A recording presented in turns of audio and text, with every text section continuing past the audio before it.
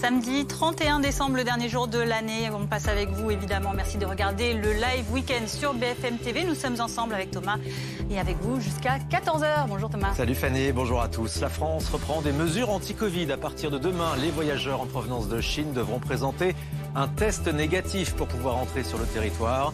Le masque redevient obligatoire à bord de tous les vols entre la France et la Chine. On en parle avec nos invités dans cette demi-heure. Les services d'urgence en surchauffe. Le nouvel an est déjà traditionnellement chargé dans les hôpitaux, mais en plus il faut compter cette année avec les épidémies de Covid, de bronchiolite et de grippe. La préfecture de l'Eure-et-Loire a prévu par conséquence des réquisitions de médecins libéraux pour assurer la permanence des soins. On en parle avec nos invités. Un message d'unité, de confiance, ce sera la tonalité des vœux du président de la République aux Français. Ce soir à 20h, le chef de l'État était à Brégançon ces derniers jours pour préparer la rentrée. Et puis le compte à rebours, ça y est, lancé pour le passage donc à la nouvelle année. Dans pile 14h, nous serons en 2023. Ce sera une soirée de fête pour beaucoup d'entre vous. 50 000 personnes sont attendues, notamment sur les Champs-Élysées à Paris, pour un feu d'artifice exceptionnel que vous pourrez regarder en direct sur BFM TV, évidemment, à minuit.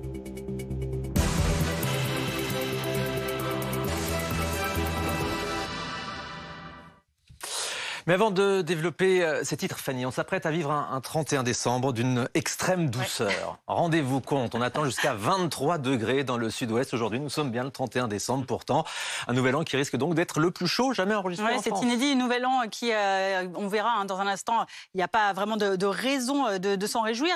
Beaucoup plus chaud qu'à l'habitude. D'ailleurs, entre en profiter et culpabiliser, vous êtes nombreux à hésiter. Reportage de Milan Argelas avec Clémence Foureneval, Élise Breteau et Donovan Dozon. Nager en pleine mer Méditerranée, voilà comment ces touristes choisissent de finir l'année 2022. Profiter ou se préoccuper de cette anomalie, les baigneurs sont partagés. Il y a 20 ou 30 ans, on ne risquait pas de se baigner en plein hiver. Et c'est un peu inquiétant pour la planète quand même. Mais bon, on en profite. Plus loin, au bord de la plage, les clients s'attablent et profitent d'un verre en terrasse avec vue sur mer. Pour le gérant, un seul souhait, pourvu que ça dure. Un temps exceptionnel pour la saison qui nous permettra de faire remplir, du moins j'espère, notre établissement. Les concerts de rue rythment les balades dans le centre-ville. Certains poussent même jusqu'à la plage. À Palavas-les-Flots aussi, décembre n'a rien d'un mois hivernal comme un autre. On fait un peu de cerf-volant avec mon fils là, donc on en profite un petit peu, voilà. On s'imagine plutôt avoir froid, les gros blousons et tout ça, et puis là, non, un sweatshirt et puis ça le fait très bien. Plus à l'est, les Marseillais ont troqué les boissons chaudes de l'hiver contre des glaces. On n'avait pas prévu de travailler autant à cette période de l'année, mais là en fait on s'est adapté à la situation, donc on travaille en fonction de la météo. Mais l'ombre du réchauffement climatique plane toujours. Face aux températures anormalement douces, les associations alertent sur la situation. Les associations de l'affaire du siècle vont retourner devant les tribunaux début 2023 pour faire en sorte que l'État prenne des mesures vraiment drastiques pour cette réduction de gaz à effet de serre, parce que sinon, effectivement, on va continuer à avoir ces étés de plus en plus chauds, ces hivers de plus en plus secs. Selon Météo France, 2022 est l'année la plus chaude jamais enregistrée. Des températures exceptionnellement douces sont attendues aujourd'hui pour conclure l'année. Oui, Guillaume Séchet, on va voir qu'on se prépare donc à vivre une Saint-Sylvestre la plus chaude jamais enregistrée depuis que les relevés existent. Et oui, et nous venons de connaître la nuit d'hiver la plus chaude jamais enregistrée sur la moitié nord de la France. C'est quand même assez incroyable. Il faisait par exemple 16 degrés à Paris cette nuit. On a battu un record d'ailleurs à Paris. La station météo de Paris-Montsouris est installée depuis 150 ans et on n'avait pas mesuré de telles valeurs au cours d'un hiver, Ah oui, on n'a jamais vu janvier, ça. février, jamais vu ça. Alors on va sans doute battre des records aujourd'hui, effectivement cet après-midi. Il est prévu par exemple 19 degrés à Clermont-Ferrand, 21 degrés dans le sud-ouest. Il faut remonter à l'année dernière tout simplement pour trouver des valeurs aussi élevées et même sans doute moins élevées. On va sans doute battre des records de l'année dernière qui ont déjà été battus l'année dernière d'ailleurs. Ça paraît assez incroyable. D'ailleurs, à la fin d'une année, la plus chaude jamais enregistrée et de très loin, on est de très loin l'année la plus chaude après 2020. Et il faut d'ailleurs savoir que les 6 années les plus chaudes ont eu lieu depuis 2010. Ça paraît assez incroyable. Quasiment une année sur deux est la plus chaude de l'année précédente, en fait. Et justement, est-ce que ces chaleurs-là qu'on vit hivernales en ce moment, ça va durer encore longtemps? Alors oui et non. Disons que demain, on aura des températures quasi identiques à celles d'aujourd'hui, une moyenne de 16 degrés sur la France. Et puis ensuite, ça devrait un petit peu baisser, mais ça restera quand même au-dessus des normales jusqu'en fin de semaine prochaine. Donc c'est pas pour demain que l'hiver va se réveiller. Alors ceci a des conséquences négatives bien entendu sur la neige qui devient quasiment absente en bas des pistes sur la plupart des massifs, y compris d'ailleurs sur les Alpes. Alors en haut des pistes quand même, il a pas mal neigé au cours de ces dernières heures, notamment sur l'Isère ainsi que la Haute-Savoie et la Savoie. On a une moyenne d'environ 1,15 m à 1,55 m et donc il n'y a pas vraiment de chute de neige en vue dans les prochains jours. Oui, c'est pas forcément une bonne nouvelle pour les vacanciers qui ont choisi le ski cet hiver. Merci beaucoup Guillaume. On en vient à présent à ces nouvelles restrictions imposées par la France pour les voyageurs venant de Chine après l'Italie et l'Espagne. La France renforce donc ses contrôles aux frontières dès demain le 1er janvier. Il s'agit de faire face à l'explosion des cas de Covid en Chine et éviter ainsi l'arrivée de nouveaux variants. Avec vous Guillaume Barqui, on va voir justement quelles sont les mesures prévues. Le gouvernement, c'est vrai, était attendu au tournant. Et après donc 3 mesures, lesquelles ? Où on a des mesures avant, pendant le vol et presque des mesures après le vol. Vous allez comprendre pourquoi. La première mesure, c'est évidemment ce test qu'on fait 48 heures maximum avant de monter dans l'avion. Première chose qui nous interpelle, ça peut être un PCR ou un antigénique. Or, on sait que la fiabilité des antigéniques n'est pas la même que la fiabilité des PCR. Deuxième mesure, le masque dans l'avion, il redevient obligatoire. Ça, on connaissait. Et enfin, troisième mesure, je vous le disais, quand on arrive sur le sol français, à nouveau un test à l'arrivée, cette fois-ci PCR, mais c'est un test qui va être fait de manière aléatoire, pas du tout de manière systématique. Ça fait un petit peu trou dans la raquette. L'autre trou dans la raquette, c'est que si ce test est positif, il n'y a aucune mesure d'isolement qui a été prévue par le gouvernement français pour les personnes qui seraient testées positives sur le sol français. Les tests aléatoires, je vous le disais. Dernière chose, le gouvernement, évidemment, recommande de reporter tous les voyages pour aller en Chine si le motif n'est pas ce qu'on appelle un motif impérieux. Merci beaucoup Guillaume Barqui pour toutes ces précisions. Et justement, le décret vient d'être publié au journal officiel ce matin sur ces mesures prises par l'État français donc, à l'encontre des personnes donc, arrivant de Chine. Pour les départs également, un public concerné, on le rappelle, les voyageurs donc, qui viennent de la République populaire de Chine par transport public aérien. Les compagnies aériennes sont donc concernées. On en parle également avec notre invité Patrick Pelou. Bonjour. Merci d'avoir accepté notre invitation aujourd'hui, président de l'Association des médecins urgentistes de France. Nous sommes également avec Philippe Corbet, chef du service politique de BFM TV.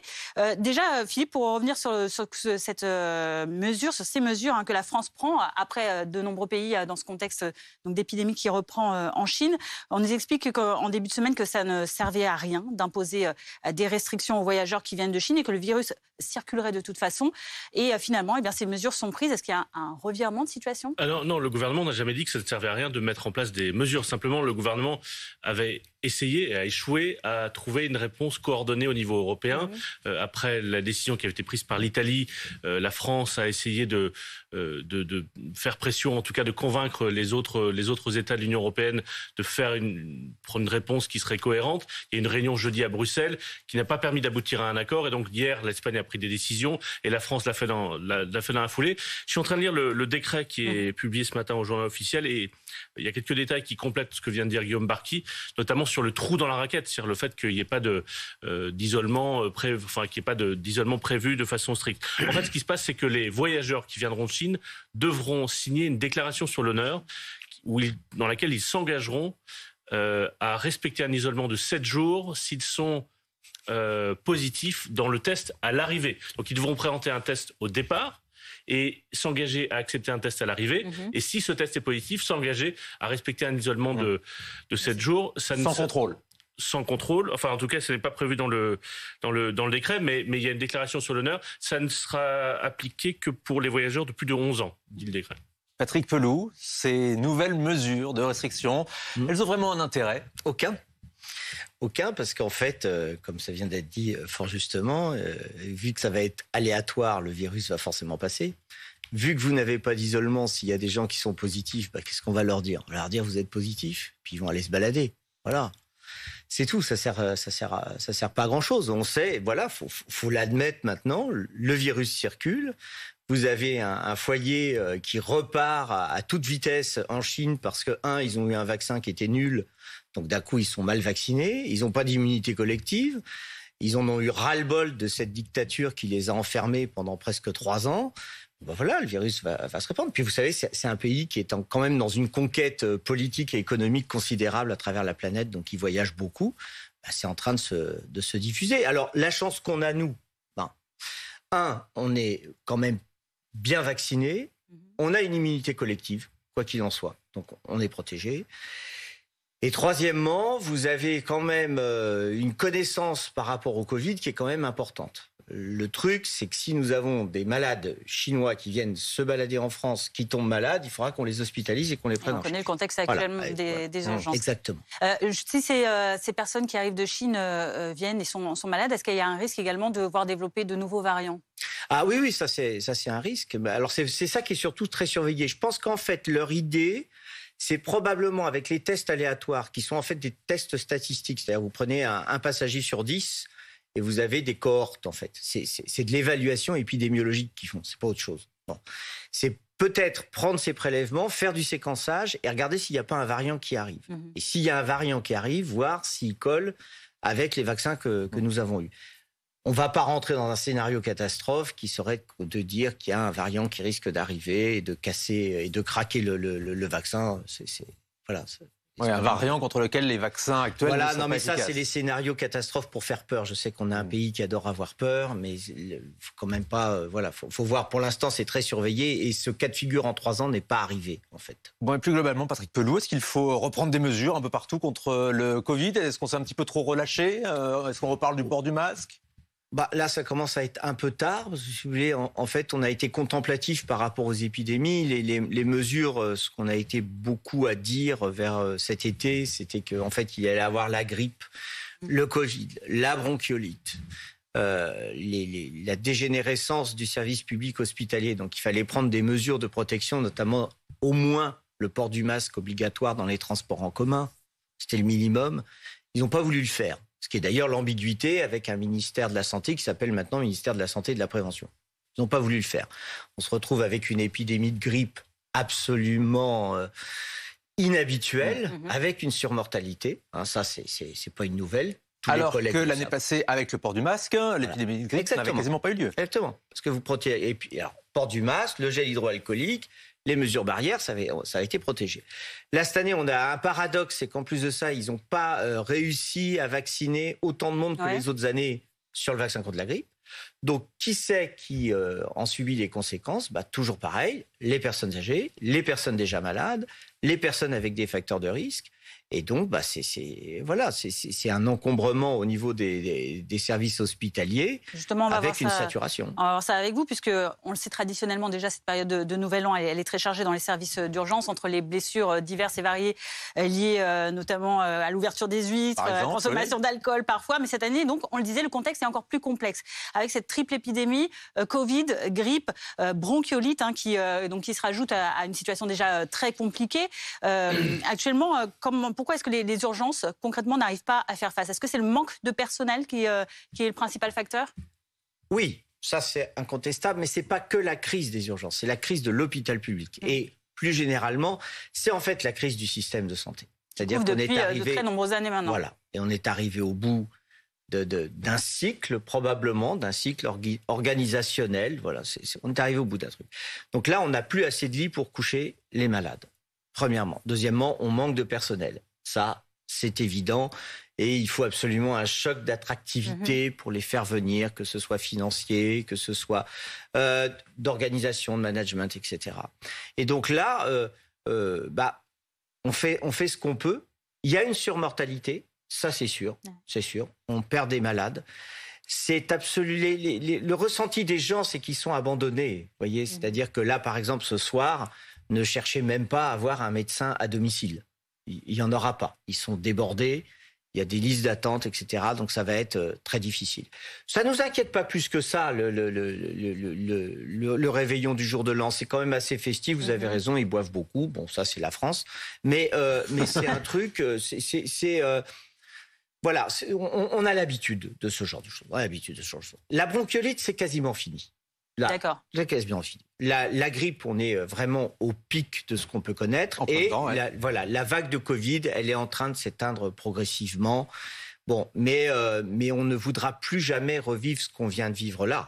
Parce que si vous voulez, Mais le pire est passé selon vous? Non, ça va encore durer la semaine prochaine. Il y a des lits qui vont rouvrir, donc ils espèrent que ça va redonner un peu de marge de manœuvre. Le problème, c'est que les malades programmés vont arriver. Donc, en fait, c'est une crise permanente. En fait, on en a assez, vous voyez, quand vous travaillez à l'hôpital public, on cumule les crises, souvent avec des directeurs de crise qui sont incompétents, d'ailleurs. Donc, du coup, ça surajoute à la crise. Il n'y a plus de répit. Voilà. Donc, du coup, là, la situation est vraiment épouvantable dans les hôpitaux. Et on a l'impression qu'ils laissent mourir un système. C'est ça qui est regrettable parce que je crois vraiment à l'intérêt du service public hospitalier. Donc tout remettre à plat. On est dans une situation très alarmante. D'ailleurs, la préfecture d'Eure-et-Loir annonce ce matin qu'elle va prendre des décisions pour avoir des médecins libéraux en réquisition ce soir pour faire face justement à l'afflux de patients. Ils n'y arriveront pas. Ils n'y arriveront pas parce que vous savez, une réquisition, il faut la décider, il faut qu'il y ait le papier, puis après il faut trouver le médecin avec les gendarmes. Donc, un peu paradoxal. Vous envoyez les gendarmes pour chercher le docteur. Puis après, il faut l'obliger à travailler. Ça ne marchera pas. C'est un bel effet d'annonce, mais ça ne marchera pas. C'est trop tard. Voyez-vous, on a un ministère de la Santé et des agences régionales de santé qui sont très contemplatifs par rapport à la chute du système. Tout ça, ça aurait dû être anticipé. Et plus généralement, en fait, l'erreur, elle a été politique en 2002, lorsque finalement, on a enlevé l'obligation de faire des gardes au système de ville, d'accord. Donc d'un coup, il s'est désorganisé. Alors il y a des systèmes, des poches comme ça, qui s'organisent, qui sont souvent efficaces dans des endroits, mais il y a une inégalité profonde.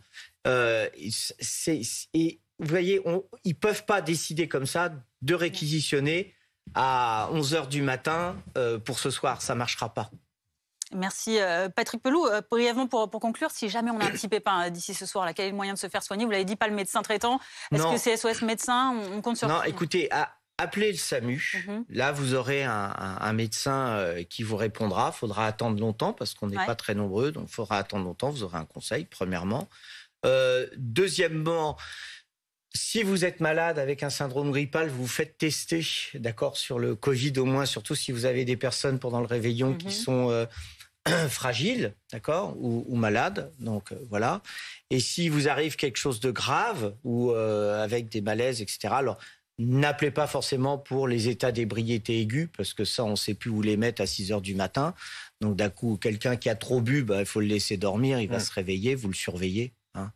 Mais sinon, vous avez aussi les sapeurs-pompiers qui sont là. Mais les services de secours sont quand même très affûtés. Par exemple, là, on a monté un dispositif assez considérable avec le SAMU de Paris, l'assistance publique hôpitaux de Paris, sur ce qui va se passer sur les Champs-Élysées ce soir. Ouais, avec 500 000 personnes attendues, on aura l'occasion d'y revenir dans les prochaines minutes. Je précise que la préfète d'Eure-et-Loir, Françoise Souliman, qui a pris donc ses décisions de réquisition de médecins, elle pourra s'expliquer tout à l'heure en direct sur BFM TV, puisqu'elle sera dans le live BFM tout à l'heure à 10h30. Merci beaucoup, Patrick Pelloux. Bon réveil. Autre grand rendez-vous de la journée, les vœux présidentiels ce soir à 20h, les vœux pour la nouvelle année présentés par Emmanuel Macron. Vous pourrez suivre cette intervention en direct sur BFM TV depuis le palais de l'Élysée. Pour le moment, le chef de l'État termine ses vacances dans le Var, précisément au fort de Brégançon. C'est là qu'on retrouve Mathieu Coache. Mathieu, est-ce qu'on connaît la tonalité des vœux du président ce soir ?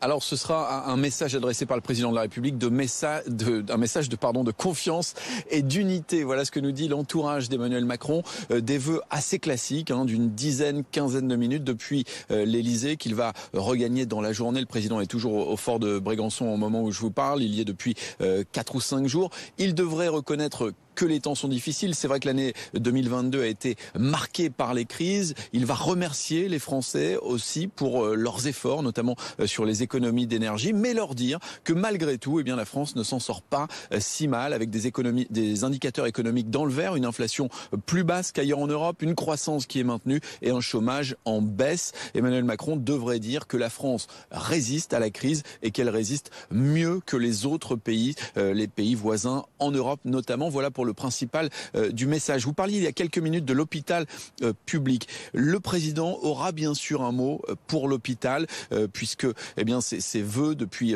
3 ans maintenant sont marqués par le Covid. Il adressera donc un mot au personnel hospitalier, aux médecins, sans forcément s'attarder, parce que vous savez que ces vœux du 31, eh bien, c'est le début d'une longue série de vœux qui dure tout le mois de janvier. Et selon nos informations, eh bien, l'hôpital, les médecins, le personnel hospitalier seront parmi les tout premiers à recevoir les vœux du président au début du mois de janvier. Emmanuel Macron qui parlera aussi de ce qui va changer en 2023, la réforme des retraites.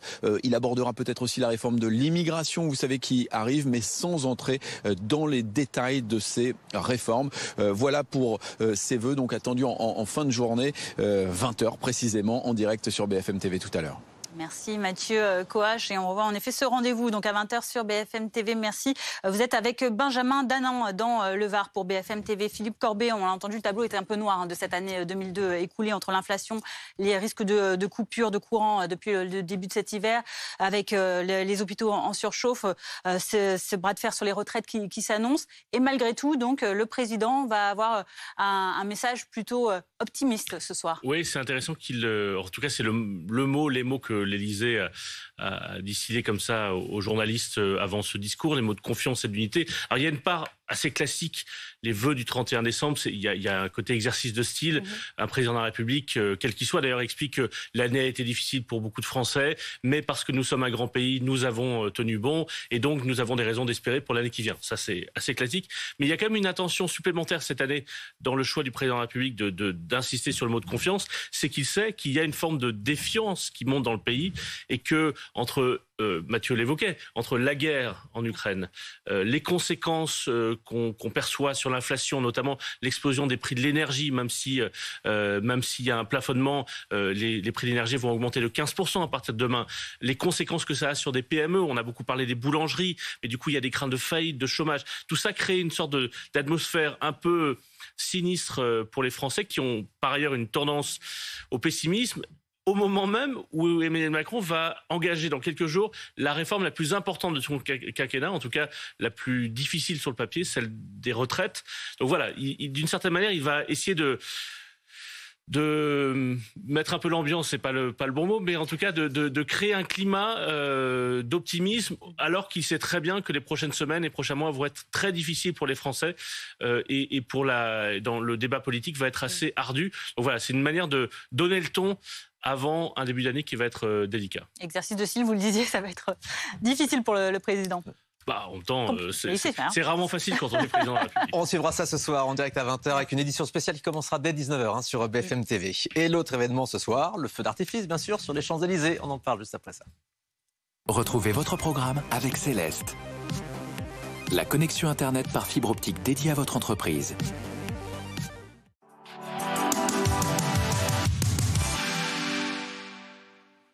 31 décembre, vous l'avez vu, c'est écrit, c'est la date d'aujourd'hui. Et donc, on le disait, rendez-vous ce soir sur les Champs-Élysées à Paris, la plus belle avenue du monde, pour passer cette nouvelle année.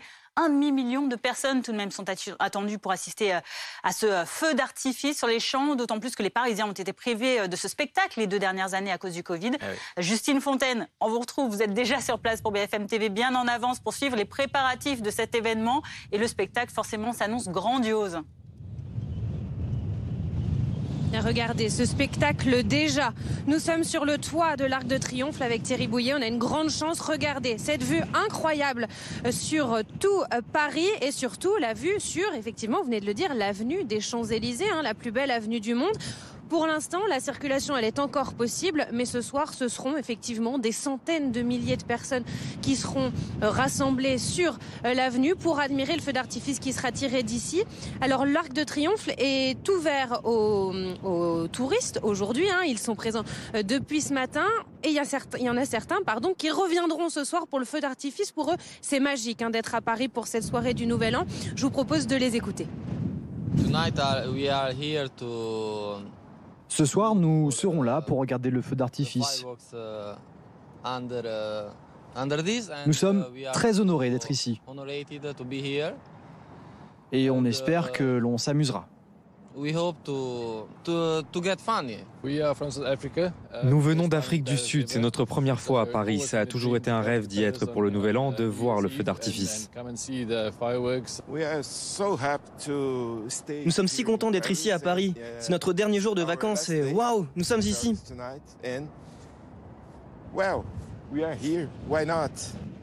Oui, il y a beaucoup de vent en haut de l'Arc de Triomphe, mais il va être possible, ce feu d'artifice. Alors pour l'instant sur le toit, c'est encore vide, mais en fin d'après-midi, les artificiers vont installer les mortiers, les bombes d'artifice. Elles seront placées en cercle. Il y aura également une rangée devant l'avenue des Champs-Élysées, plusieurs également posées au pied de l'Arc de Triomphe. Donc tout ça, ça va se passer en fin d'après-midi, une fois que l'Arc de Triomphe sera fermé au public, et puis la circulation également qui sera bouclée sur l'avenue des Champs-Élysées et puis sur la place Charles de Gaulle Étoile pour créer une sorte de bulle de sécurité autour de l'Arc de Triomphe.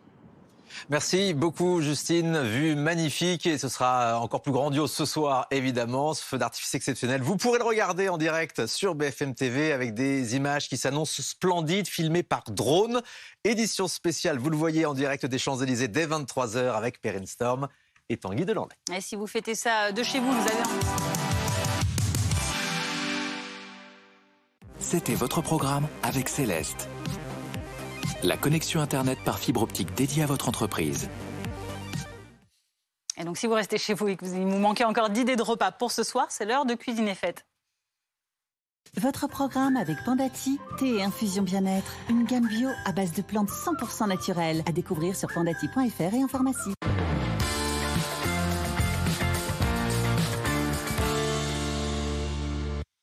Et on va vous donner quelques idées de menu avec Philippe Tonard. Bonjour Philippe, bonjour. Merci d'être avec nous sur ce plateau. Et vous n'êtes pas venu les mains vides. Je vous ai gâté. Et on est On a ravis. de très belles assiettes de fête. On va voir ça, donc des coquilles Saint-Jacques au menu. La Saint-Jacques qui est toujours un produit de fête, produit par excellence pour le réveillon, d'autant plus qu'elle a un prix abordable en ce moment. Oui, et elle est abordable parce qu'en fait, il y en a cette année en abondance. On pense même, les spécialistes de la mer pensent que l'année 2022-2023, puisque c'est un produit de saison qu'on pêche de mi-octobre à fin avril, début mai, on n'en aura jamais eu autant. C'est le résultat d'une vraie politique de maintien des sols, enfin des fonds marins, pardon. Le principe, c'est qu'on a demandé aux pêcheurs depuis plusieurs années de veiller à respecter, par exemple, des amplitudes horaires bien précises. On leur a demandé de sortir à des jours bien précis. On leur a demandé de la drague, vous savez, c'est cet engin qui va au fond, de le retailler de façon à ce qu'on laisse les petites Saint-Jacques dans les mers. Résultat, on a plein de Saint-Jacques dans tous les sens, dans les poissonneries et dans les grandes surfaces. Ça reste abordable et pour profiter de prix encore plus attractifs, il faut les acheter avec la coquille. Oui, alors si on veut faire des économies, c'est exactement ce qu'il faut faire. J'ai fait un petit calcul hier avec certains poissonniers et certains bateaux.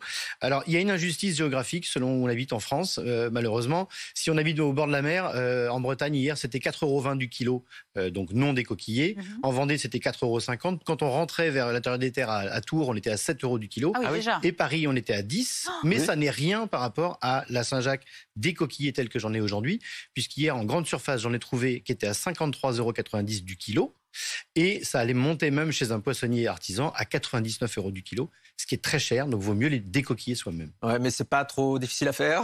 Non, alors on en parlait, vous aviez Monsieur Pelou sur le plateau. On parle des huîtres en général. Effectivement, les huîtres vous envoient de temps en temps aux urgences, la coquille Saint-Jacques beaucoup moins. C'est très simple, il faut juste poser son pouce sur le haut de la coquille et il faut utiliser uniquement un couteau qui n'a pas de dents. Vous rentrez, il n'y a pas à forcer, vous rentrez et vous faites un petit geste qui va vous permettre de couper le muscle et vous allez voir que le chapeau de la coquille va s'ouvrir. Après, vous prenez une cuillère à soupe et vous récupérez juste la noix comme ça, d'un seul geste, et vous la nettoyez et vous la servez. Bon, facile donc à décoquiller, j'ai appris un mot. Hein. Facile à décoquiller, mais aussi autre avantage, facile à cuisiner. Et oui, parce que ce soir, on n'a pas tous envie de passer trop de temps à table, demain non plus. Donc là, avec ce que je vous ai préparé, par exemple, vous allez comprendre que c'est simple, c'est un carpaccio de Saint-Jacques. Il vous faut 3 ingrédients. La Saint-Jacques que vous avez sous les yeux, de l'huile d'olive, vous en avez dans votre placard, et un agrume que vous avez aussi dans la corbeille à fruits. Vous récupérez le jus de l'agrume, quel qu'il soit, du citron, là c'est une mandarine, ou un pamplemousse. Vous le fouettez avec un peu d'huile d'olive, vous mettez un tour de moulin à poivre, un peu de sel, vous le coupez en carpaccio, votre Saint-Jacques, vous badigeonnez, et c'est prêt. Et le voilà, le carpaccio de Saint-Jacques préparé par Philippe Tonard. On va goûter avec plaisir. On va goûter ça, hein, juste pendant le jingle. À tout de suite. Merci Philippe.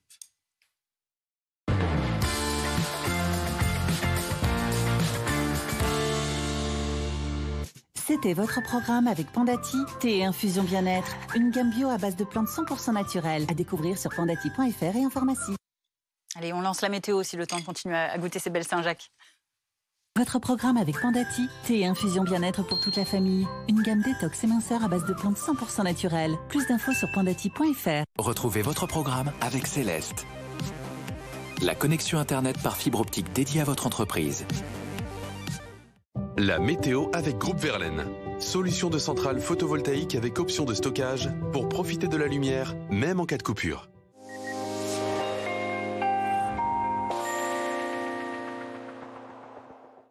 D'une manière générale, sur la France, ce sera la Saint-Sylvestre la plus chaude jamais enregistrée, même encore plus chaude que celle de l'année dernière, avec des températures proches des records, un puissant courant de secteur sud-ouest qui nous amène donc cet air des Canaries qui propulse en quelque sorte cet air très doux, avec quand même pas mal de nuages tout au long de la journée, notamment sur les régions du nord-ouest où quelques pluies circulent ce matin.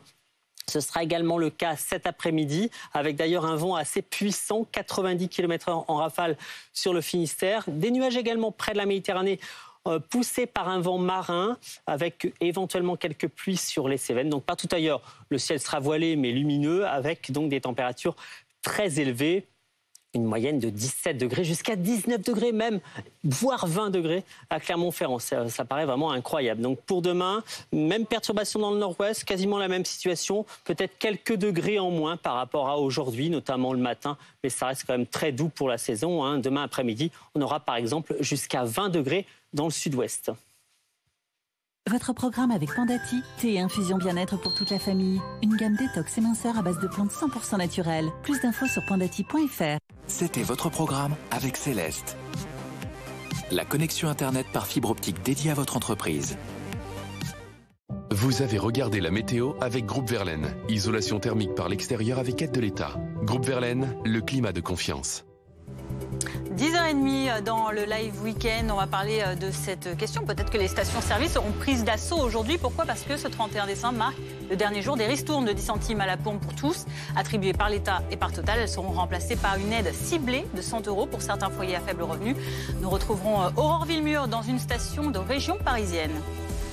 En tout cas, les services d'urgence sont pris d'assaut. Triple épidémie en ce moment de grippe, de bronchiolite et de Covid, auxquels s'ajoutent tous les accidents à prévoir pour le nouvel an. Alors face à ces tensions, face au manque de personnel, la préfecture d'Eure-et-Loir décide de réquisitionner des médecins libéraux pour assurer la permanence des soins. Françoise Souliman sera en direct avec nous dans un instant, préfète d'Eure-et-Loir. Saint-Sylvestre oblige, Emmanuel Macron présentera ses vœux aux Français. Ce sera ce soir à 20h, à suivre en direct sur BFM TV. Le chef de l'État qui prévoit un message d'unité et de confiance. Soirée de réveillon en famille ou entre amis pour beaucoup d'entre vous. Et à minuit, évidemment, le grand feu d'artifice sur les Champs-Élysées à Paris. Ce sera à suivre sur notre antenne également. Près de 500 000 personnes sont attendues.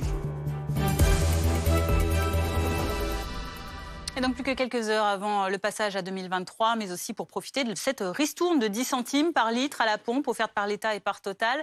Dès demain, en effet, ces aides seront terminées, mais les automobilistes qui ont des revenus fiscaux inférieurs à 14 700 € auront, eux, le droit à une aide de 100 €.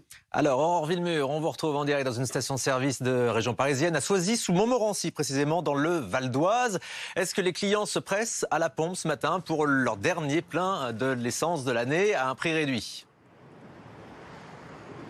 Alors il n'y a pas foule réellement dans les stations-service où nous avons pu aller depuis ce matin avec Camille Martin. Toutefois, certains automobilistes nous ont confié vouloir absolument profiter de ce dernier jour de ristourne, de pouvoir profiter pour en faire le plein de carburant. Car ici, dans cette station Total, par exemple, le prix au litre va augmenter de 20 centimes. Et il n'y a pas de petites économies, c'est ce que nous expliquaient certains automobilistes. Je vous propose de les écouter. J'ai entendu hier. Et donc je suis venue compléter mon plein. Bon, il me manque pas mal quand même, mais voilà. Il n'y a pas de petites économies, surtout que ça a pas mal augmenté à partir de lundi, donc j'en profite. Un plein pour profiter des 30 centimes qui restent. 20 centimes, voilà. Faire le plein justement avant la fin de la ristourne. Alors pour compenser donc cette hausse des prix, certains Français auront droit à un chèque énergie d'une valeur de 100 €. Cela concerne les foyers ayant pour revenu fiscal de référence inférieur à 14 700 €. 10 millions de Français devraient pouvoir en bénéficier. Merci Aurore Villemur avec Camille Martin en direct du Val d'Oise pour BFM TV. Bonjour Francis Pousse, vous êtes président de la branche Station-Service et Énergie Nouvelle du syndicat professionnel Mobiliance qui représente les entrepreneurs de la mobilité. Quelles peuvent être selon vous les conséquences de la fin de ces ristournes demain ? Eh bien, malheureusement, la conséquence, elle sera visible très rapidement en début de semaine puisque ce seront des prix en hausse de 10 centimes pour ce qui concerne la fin de la remise gouvernementale, puisque les stations-service qui font, elles, 1 à 2 centimes de marge nette sont incapables de continuer cette opération seules. Philippe Corbet est également avec nous. Vous restez en ligne, Francis Pousse. L'inconvénient d'accorder des aides ponctuelles provisoires, Philippe, c'est que à un moment ça s'arrête. Et le gouvernement doit l'affronter. Et c'est bien pour ça que le gouvernement n'a pas à prolonger cette aide de 6 mois, parce qu'en réalité, ces premières aides qui avaient été mises en place au printemps, c'était interrompu à l'été. Et donc finalement, ce n'est que vers la mi-juillet que Bruno Le Maire a annoncé que ça serait prolongé jusqu'à la fin de l'année avec une sorte de sortie progressive, puisqu'il y avait une aide qui était prévue pour septembre-octobre et une aide moins importante pour novembre-décembre. Donc en fait, dès l'été, le gouvernement avait préparé cette échéance du 31 décembre. On sait maintenant que ces aides ont été transformées en un autre dispositif de chèque carburant plus ciblé, notamment pour ceux qui travaillent.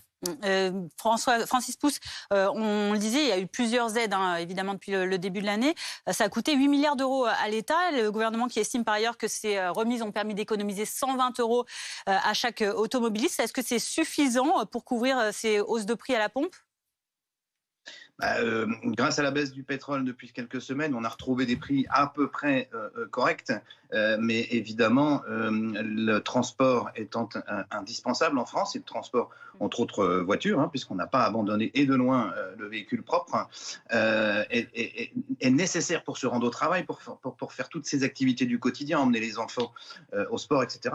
Et il faudrait, on l'espère en tout cas, que le baril ne réaugmente pas trop à suivre, puisqu'on aura à nouveau un problème de prix du carburant. Le chèque qui sera accordé aux plus gros rouleurs et aux ménages les plus modestes, un chèque de 100 €, est-ce que c'est aussi bien ou moins bien qu'une aide directement à la pompe pour tous, comme on l'a eu ces derniers mois ? C'est l'équivalent pour un ménage qui roule dans la moyenne nationale, 14 000 km à peu près. C'est l'équivalent d'un an de ristourne de 10 centimes. Mais effectivement, la problématique, c'est qu'il a été décidé, pour des raisons économiques, de réserver ça à des gens, des foyers modestes. Tous ceux qui sont au-dessus des 14 700 € n'en bénéficieront pas. Et rappelons aussi qu'on a les entreprises qui se déplacent beaucoup, en particulier les très petites entreprises, qui, elles, n'ont aucune aide pour l'instant sur le prix du carburant. Et ça peut être dramatique parce que les conditions économiques sont déjà difficiles, vous le savez bien. Et puis il y a aussi cette date à garder en ligne de mire, le 5 février, parce que ce sera l'entrée en vigueur de l'embargo sur le gazole russe. Ça veut dire qu'il faudra surveiller aussi le prix du diesel ? Alors, à l'inverse, je pense qu'on a déjà payé pour le gasoil. Je m'explique. Dès les prises de décision de l'Europe en avril-mai de l'an dernier, vous avez vu que la tendance s'est inversée. Déjà, on paye le gasoil plus cher que l'essence, ce qui n'était pas arrivé depuis des années. Donc, les marchés ont anticipé ce manque de diesel. Aujourd'hui, l'ensemble des compagnies pétrolières et distributeurs européens ont déjà pris des mesures. Ils n'ont pas attendu le fin janvier 2023 pour trouver du gasoil ailleurs. Alors certes, ça peut coûter plus cher, par exemple du gasoil d'Inde. Vous imaginez bien qu'en termes de transport, ça coûte plus cher. Mais voilà, l'impact prix est déjà là. Je doute qu'il y ait une augmentation plus importante du diesel par rapport à l'essence. Merci beaucoup Francis Pousse. Je rappelle que vous êtes président de la branche Station-Service et Énergie Nouvelle du syndicat professionnel Mobiliance. Merci pour toutes vos explications. On en vient à la saturation des urgences traditionnellement. On le sait, la nuit du Nouvel An est très chargée dans les services hospitaliers entre les multiples blessures et surtout les épidémies du moment, le Covid, la grippe, la bronchiolite. Alors dans ce contexte, la préfète d'Eure-et-Loir a décidé de prendre des mesures pour faire face à cette tension hospitalière. Elle prévoit carrément des réquisitions de médecins. Bonjour Françoise Soulimane, vous êtes en direct avec nous sur BFM TV. Merci de répondre à nos questions. On le sait, le 31 décembre est très dense dans les services d'urgence. Du coup, la permanence des soins ne pouvait pas être assurée dans votre département sans la réquisition de médecins que vous prévoyez ?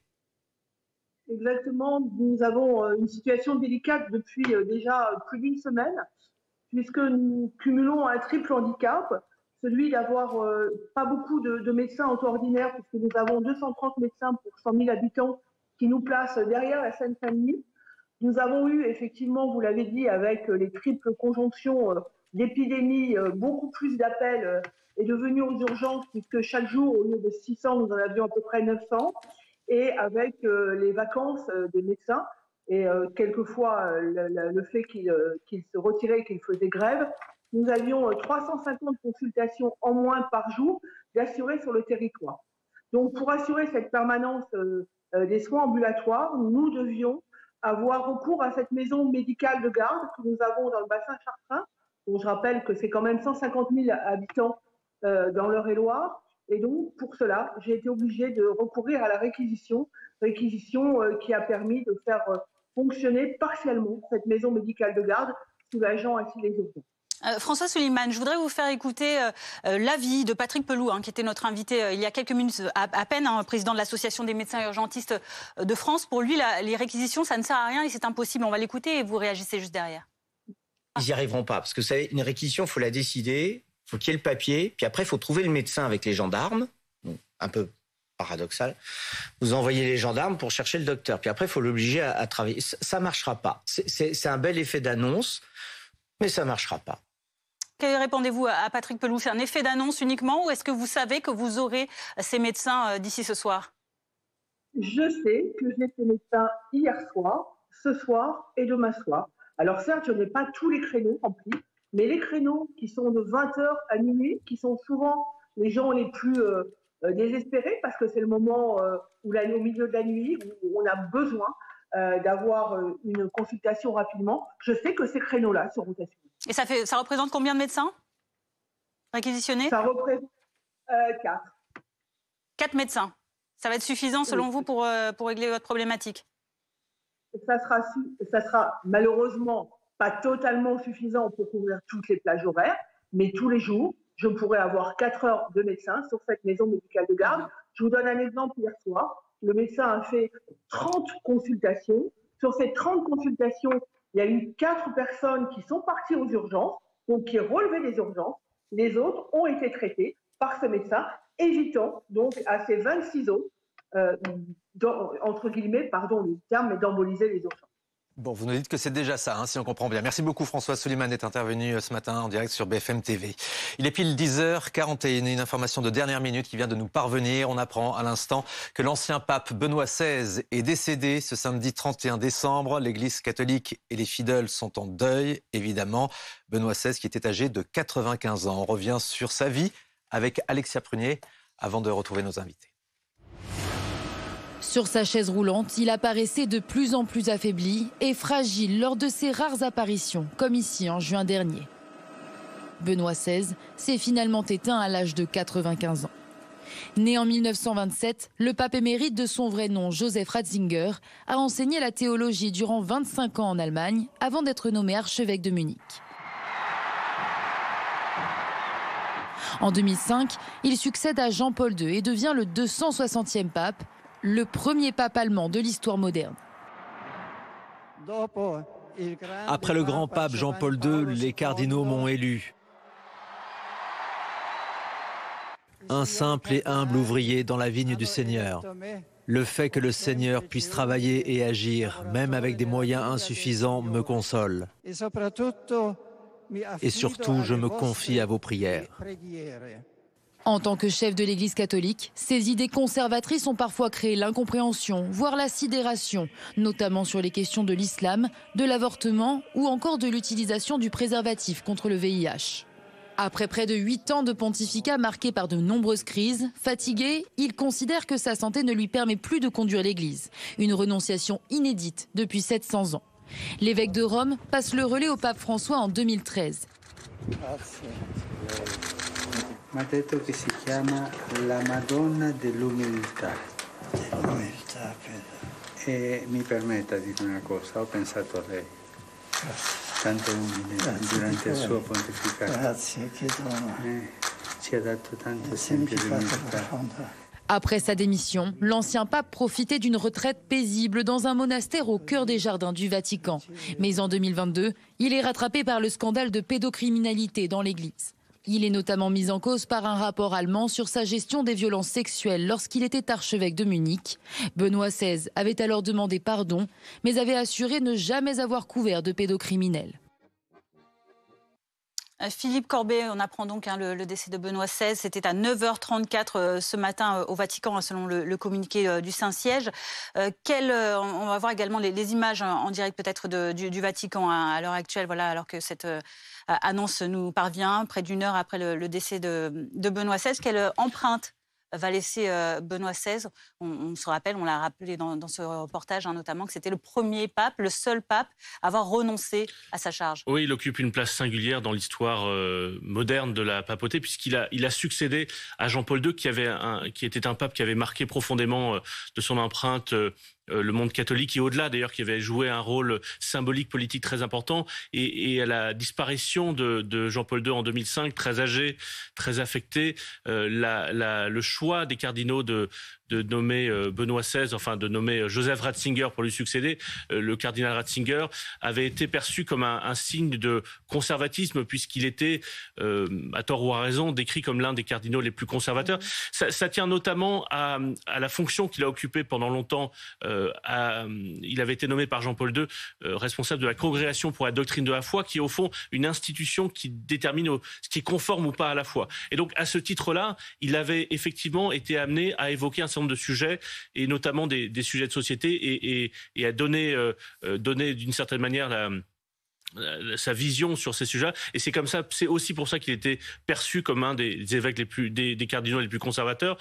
Néanmoins, c'était d'abord et avant tout un intellectuel, un théologien qui avait une histoire assez particulière, puisqu'il avait été enrôlé de force contre son gré enfant dans les jeunesses hitlériennes, avant de refuser de rentrer dans la Waffen-SS. Il avait notamment pas prétexté, mais il avait expliqué qu'il voulait devenir séminariste. Et d'une certaine manière, il incarne aussi une Allemagne, l'Allemagne d'une enfance marquée par la guerre, puis l'Allemagne de l'après-guerre. C'est aussi, contrairement aux caricatures qui en sont faites, aussi un symbole d'une renaissance de l'Allemagne, puisque c'est un pape allemand qui a donc succédé à Jean-Paul II.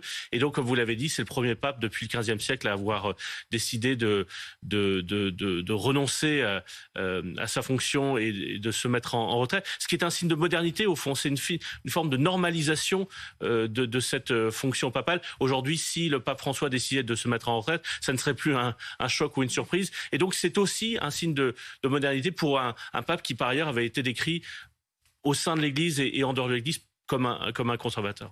C'est donc la mort d'un ancien pape qu'on a appris il y a quelques minutes. Évidemment, sa disparition n'aura pas le même retentissement que le décès de Jean-Paul II auparavant. Non, bien sûr, parce que jusqu'à présent, notamment, souvenez-vous, lorsque le pape Jean-Paul II est mort en 2005, même si c'était attendu, puisqu'il était très malade, c'était un choc, puisque instantanément, il devait y avoir la nomination d'un nouveau pape, un conclave, et donc une forme de bascule pour l'Église, pour une institution qui est par nature, par définition, assez stable et change peu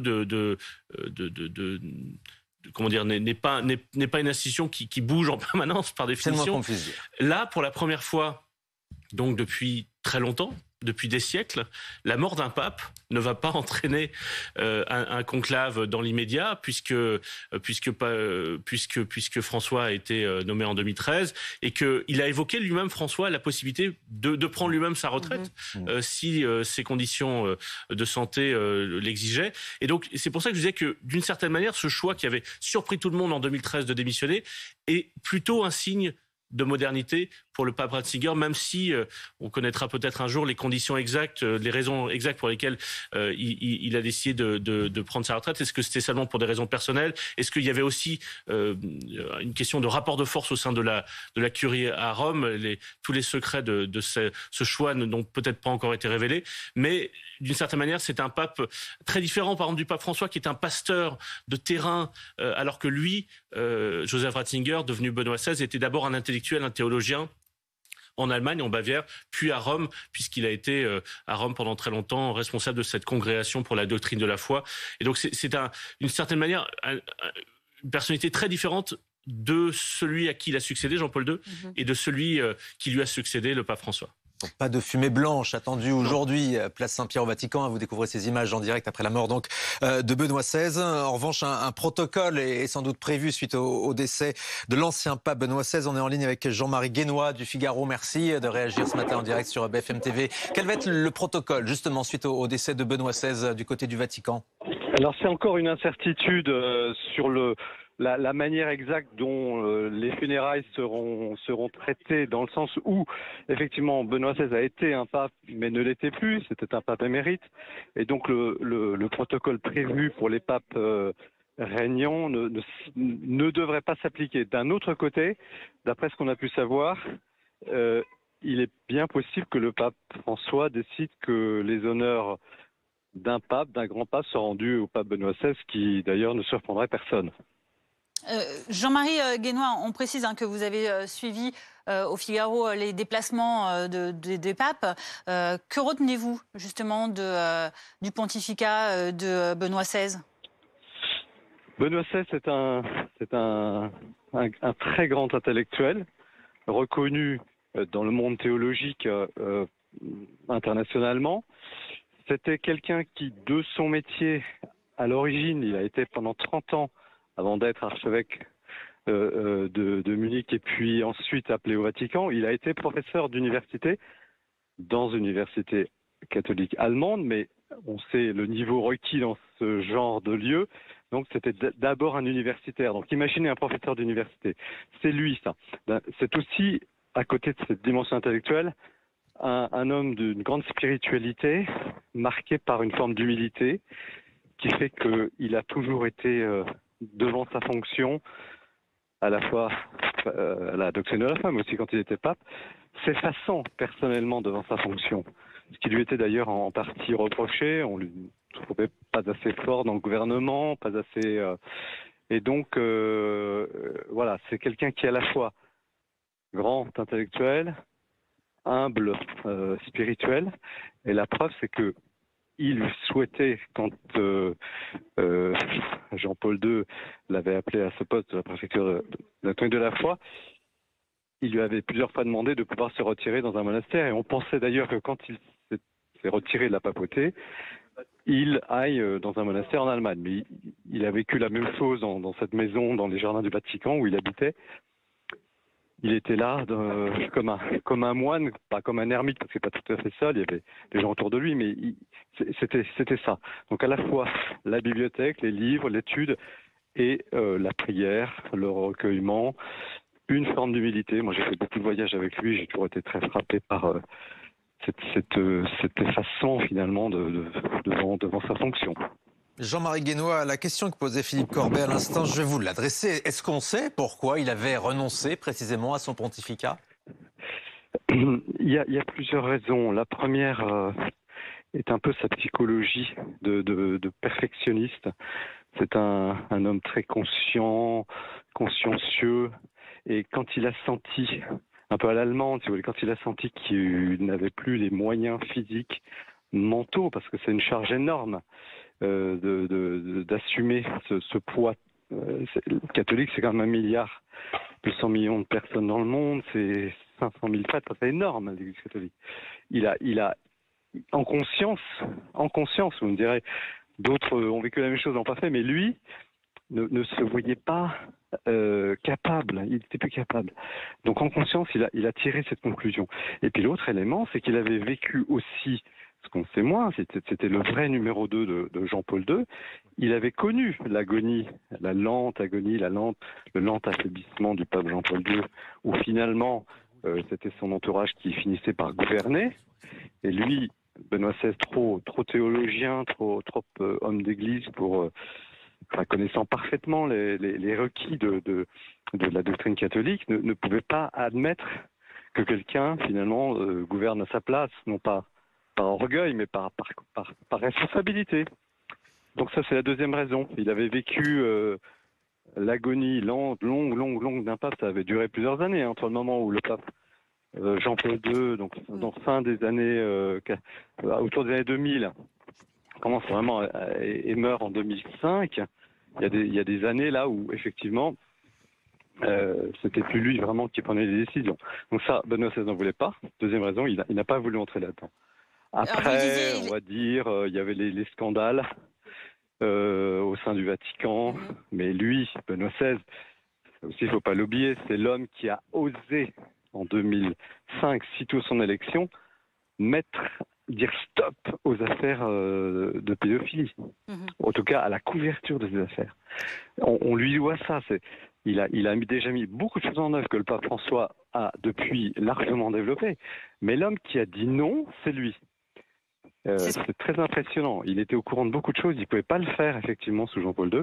Il l'a fait. Donc, certes, certains scandales l'ont peut-être poussé à la sortie, mais pas comme quelqu'un qui partirait sous la honte, mais comme quelqu'un qui dirait « je ne peux pas, je n'ai pas la force d'assumer tout ça et d'aller jusqu'au bout. Il faut du sang neuf pour le bien de l'Église. » Voilà les raisons principales de sa renonciation. Merci beaucoup Jean-Marie Guénois d'avoir accepté de nous livrer vos premières réactions donc à la suite du décès, on le rappelle, du pape Benoît XVI qui est décédé donc ce matin aux alentours de 9h30 au Vatican. Je rappelle que vous êtes rédacteur en chef chargé des religions au Figaro. On va prendre la direction de Rome à présent pour retrouver notre correspondant Antonino Gallofaro. Bonjour Antonino, on voudrait savoir quelles sont les réactions à Rome où vous vous trouvez à la suite de la mort de Benoît XVI. Écoutez, pour l'instant, la nouvelle vient de tomber. Donc, ce qu'on peut voir ici à Rome, c'est encore une matinée normale, un ciel bleu. Donc, on va attendre que la nouvelle se décante pour voir sans doute les fidèles arriver place Saint-Pierre. Tout est inédit ici. C'est pas la mort d'un pape en fonction, c'est la mort d'un pape à la retraite, qui est derrière le Vatican, dans l'ombre de la coupole Saint-Pierre depuis maintenant une dizaine d'années. Ça fait plusieurs jours qu'on savait qu'il était très malade depuis que le pape François l'avait annoncé il y a 3 jours maintenant, mercredi, lors de l'audience générale. Il avait annoncé qu'il était très malade. On savait depuis des mois qu'il était affaibli. Son secrétaire personnel avait dit qu'il était comme une bougie qui s'éteint. On savait qu'il était devenu aphone. Depuis quelques jours ici, des messes étaient organisées pour rendre mémoire et pour prier pour ce pape mourant. Ce matin, la nouvelle est tombée. Le Vatican l'a annoncé il y a une vingtaine de minutes. Benoît XVI est mort à 9h34. Maintenant, pour le Vatican aussi, tout est inédit. Que va-t-il se passer pour ses funérailles? Comment ça va se passer? C'est pas un pape en fonction, je vous le rappelle. Donc, ce ne sera pas comme quand un pape en fonction meurt. Donc, ce ne sera pas sans doute, comme il y a 10 ans, où l'annonce a pris de court tout le monde, où personne n'était prêt, même au Vatican. Ici, sans doute, le Vatican est prêt pour ce qui va se passer maintenant. Il ne l'a pas encore communiqué. Il avait déjà annoncé hier ou il y a 2 jours qu'il le communiquerait une fois que Benoît XVI serait disparu. Comment la nouvelle a-t-elle été annoncée par le Vatican? Un simple communiqué? Un simple communiqué de presse lapidaire, 2 lignes. Nous sommes aux regrets de vous informer que le pape Benoît XVI est décédé ce matin. C'est dans la douleur, qu'on vous informe que le pape émérite Benoît XVI est mort ce matin à 9h34. Les nouvelles suivront dès que possible. Voilà, c'était vraiment 2 lignes lapidaires dans un communiqué de presse. Merci beaucoup Antonino Gallofaro d'avoir répondu à nos questions. Évidemment, on reviendra vers vous un peu plus tard pour voir comment ça a réagi au fur et à mesure. Après cette annonce donc, du décès de Benoît XVI, vous êtes notre correspondant à Rome. On va à présent s'entretenir avec Caroline Pigozzi. Bonjour, vous êtes écrivaine et grand reporter à Paris Match. On vient donc d'apprendre la nouvelle. Alors, on va plutôt retrouver Christine Pedotti, rédactrice en chef de Témoignages chrétiens. Bonjour, merci d'avoir accepté notre invitation. On le disait, la nouvelle donc, vient d'arriver à peu près 1 heure après le décès de Benoît XVI. On ne sait pas encore ce qui pourrait être organisé pour ces funérailles, mais on l'a entendu avec notre correspondant, probablement que le Vatican, lui, a déjà prévu quelque chose. Est-ce que vous avez déjà des éléments là-dessus ? Non, évidemment, c'est un précédent, puisque on n'a jamais célébré d'obsèques pour un pape émérite. Donc voilà, on est sans précédent, mais la nouvelle n'étant pas totalement inattendue compte tenu de l'âge du pontife, je pense que le Vatican a prévu ce qui allait être fait. Mais effectivement, ça n'a pas été communiqué pour l'heure. Oui, Christine Pedotti, sur le profil de ce pape Benoît XVI, il était aussi conservateur qu'on voulait bien le présenter?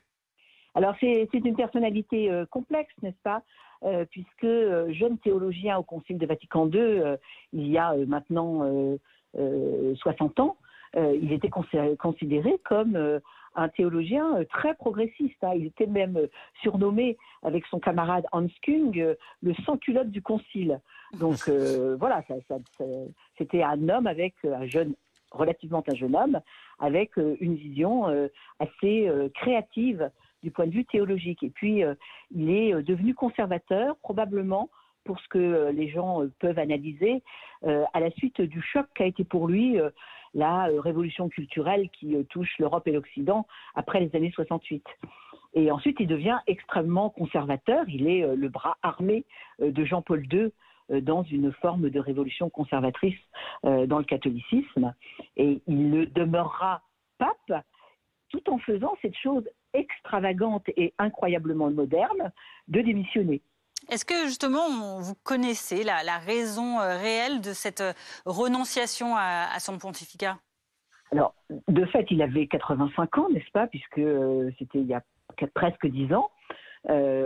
C'était un homme qui était avec une forme de fragilité.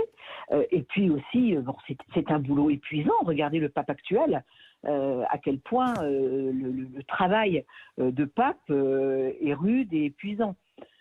Donc voilà, mais de toute évidence, le poids je dirais la lourdeur de la conduite de l'administration vaticane, qui était très très résistante à un certain nombre de réformes qui étaient nécessaires et que les cardinaux ont demandé à François de faire d'ailleurs, ont causé cet épuisement qu'il invoque quand il démissionne, épuisement de sa santé physique, mais probablement épuisement, je dirais, psychique, parce que c'était très très lourd pour un homme de 85 ans.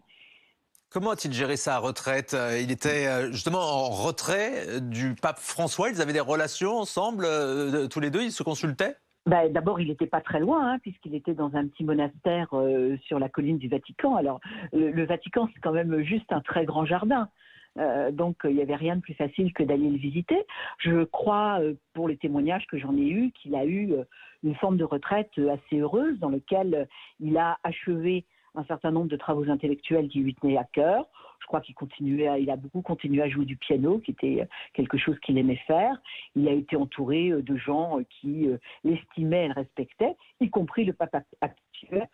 D'une certaine façon, il a eu une retraite assez douce et voilà, et on peut vraiment s'en réjouir parce que, je veux dire, mourir sur le siège de Saint-Pierre, cramponné et dans un état, je dirais, de très grande fragilité, c'est très heureux qu'il ait rompu avec cette vision-là. Tout à l'heure, Jean-Marie Guénois, notre invité précédent, décrivait le pape émérite Benoît XVI comme un intellectuel. Est-ce que vous partagez ce sentiment? Oui, tout à fait. C'était un homme pour qui la vie intellectuelle était le centre de sa passion. Et d'ailleurs, quand il s'est retrouvé pape, parce qu'il avait l'estime de ses frères cardinaux, il a montré ce que finalement on savait, qu'il n'avait pas de grandes compétences de gouvernement. C'était pas un homme de poigne, c'était un homme de dossier. Puis je pense que c'est un homme qui aimait le travail intellectuel. C'est comme ça qu'il a commencé sa vie comme théologien, et finalement c'est comme ça qu'il l'a achevé en faisant les travaux intellectuels qui lui tenaient à cœur jusqu'au bout. Il a eu la lourde tâche de succéder à Jean-Paul II, ce qui n'était pas facile. Dans quelles conditions il avait été désigné pape à la mort de Jean-Paul II? Alors, il a été désigné pape, je dirais, un peu par défaut, parce que il était très proche de Jean-Paul II, puisqu'il avait été le préfet de la Congrégation pour la doctrine de la foi. Donc, il avait été vraiment le gardien de la doctrine pour Jean-Paul II. Il avait été la plume et le cerveau de Jean-Paul II sur un certain nombre de sujets liés à la doctrine et à la théologie.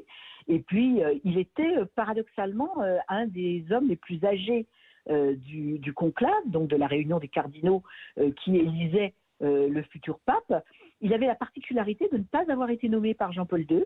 Il avait été nommé par le pape précédent comme cardinal. Et donc, en fait, il présentait toutes les garanties d'une forme de continuité et de transition tout à la fois. Et je crois que de ce point de vue, d'ailleurs, son pontificat a été effectivement une transition entre le XXe et le XXIe siècle. Alors son pontificat à Benoît XVI a été également marqué par plusieurs controverses sur ces affaires de pédophilie dont on nous rappelait que lui, en 2005, avait décidé d'y mettre un terme, d'adresser ce problème qui était plutôt tabou à l'époque. Ça aussi, c'est un gros marqueur de son pontificat? Oui, alors de toute évidence, Jean-Paul II ne voulait pas en entendre parler. L'explication pour laquelle Jean-Paul II était très rétif à ouvrir les yeux sur ces questions-là, je veux dire, on en parlerait si nous parlions de Jean-Paul II. Mais évidemment, lui, Joseph Ratzinger, à ce moment-là, sait que c'est en train de déborder de partout, que les scandales surgissent, en particulier un scandale épouvantable qui est lié aux légionnaires du Christ autour d'un homme qui s'appelle Martial Maciel. Et là, Joseph Ratzinger a toutes les informations. Et c'est d'ailleurs parmi les premières décisions qu'il prend de retirer toute responsabilité à cet homme. Et il sait bien, de toute façon, qu'il va falloir qu'il affronte cette crise de la pédocriminalité. D'une certaine façon, il n'a pas le choix. Donc, il le fait aussi bien qu'il peut. Sachant que il a d'une certaine façon, il s'est épuisé dans cette lutte. Moi, j'ai le souvenir de la lettre qu'il écrit aux catholiques irlandais en 2009, dans lequel on entend dans les termes de la lettre la souffrance de ce pape et son incompréhension de ce qui est en train d'être dévoilé. J'ai envie de dire, ça a plutôt empiré depuis. Vous restez en direct avec nous, Christine Pedotti, et Philippe Corbet est également avec nous sur ce plateau. C'est assez inédit ce qui se passe, Philippe Corbet, car c'est la première fois, quasiment, il faut remonter des siècles en arrière, qu'un pape non en fonction meurt. Oui, il va falloir... Je ne sais pas si le Vatican va aller chercher dans les archives pour voir exactement ce qui s'était passé. 1700 ans. Pas tout à fait, c'était 1415. Donc je ne sais pas exactement comment ça s'était passé à l'époque en 1415. Est-ce que c'est le pape qui avait présidé les obsèques de son prédécesseur? En tout cas, il y a presque une sorte de paradoxe à voir que Joseph Ratzinger, devenu Benoît XVI, qui s'est battu pendant toute une partie de sa vie, notamment lorsqu'il était préfet préfet de la congrégation pour la doctrine de la foi, puis comme pape pour, d'une certaine manière, défendre la tradition, l'orthodoxie de l'Église catholique dans un monde qui changeait à une vitesse et vers des chemins qu'il n'appréciait pas, qui défendait au fond une forme de tradition. Ça va être intéressant de voir que lui, après sa mort, va d'une certaine manière créer un précédent, ou en tout cas obliger l'Église à imaginer ce qui va être des obsèques d'un pape qui n'est plus en fonction. Donc il y a cette contradiction-là, mais qui en fait n'est pas une contradiction, c'est aussi, comme le rappelait votre invité, à l'image de son parcours. C'est-à-dire que c'était un prêtre devenu évêque puis archevêque allemand qui représentait plutôt une frange ouverte au changement dans les années 60, lorsque le pape Jean XXIII a lancé ce qu'on appelle le Concile Vatican II, c'est-à-dire au fond une forme de modernisation de l'Église pour qu'elle se rapproche de ses fidèles, et qui ensuite, au Vatican, pendant 25 ans, comme préfet pour la congrégation de la doctrine de la foi, représentait plutôt une frange conservatrice, et qui aujourd'hui d'ailleurs est vu par certains conservateurs de l'Église catholique, minoritaire, mais comme le vrai pape, ou le pape, le pape pour qui ils avaient le plus d'admiration, plus que pour le pape François, qu'ils considèrent parfois comme trop progressiste, ou en tout cas pas assez vigoureux dans sa défense d'une Église traditionnelle et conservatrice. Donc il y a cette ambiguïté-là qui est intéressante dans le profil, mais c'est vrai que le choix en 2013, et vous l'évoquiez, de démissionner et de considérer que la papauté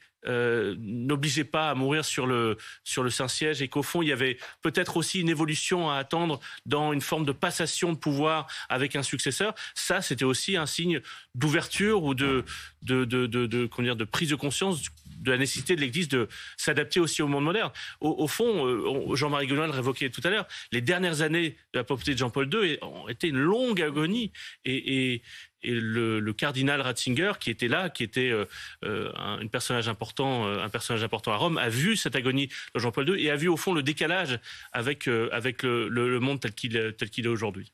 Caroline Pigozzi nous a rejoint sur ce plateau. Bonjour, grande spécialiste de la royauté à Paris Match. Vous aviez rencontré Benoît XVI? Ah oui, je l'ai suivi pendant tout son pontificat même. Quel souvenir vous gardez de cet homme? D'un homme extrêmement calme, extrêmement doux, très gentil, très apaisant, un peu intimidant parce qu'il vous regardait avec cet air comme ça, très serein. Et on avait du mal à lui poser des questions, vous voyez, parce que c'était pas du tout un pape politique, en fait. Donc, les journalistes, ça l'intéressait pas beaucoup. Il n'était pas vraiment un homme de pouvoir, on peut pas dire ça. Il avait un formidable directeur de la communication qui s'appelait le Padre Lombardi, qui était un jésuite et qui gérait en fait ça pour lui. Et quand il y avait des conférences de presse dans l'avion, par exemple, contrairement au pape François, même à Jean-Paul II, on devait donner les questions à Padre Lombardi, qui après ça nous redonnait le micro et on pouvait poser la question.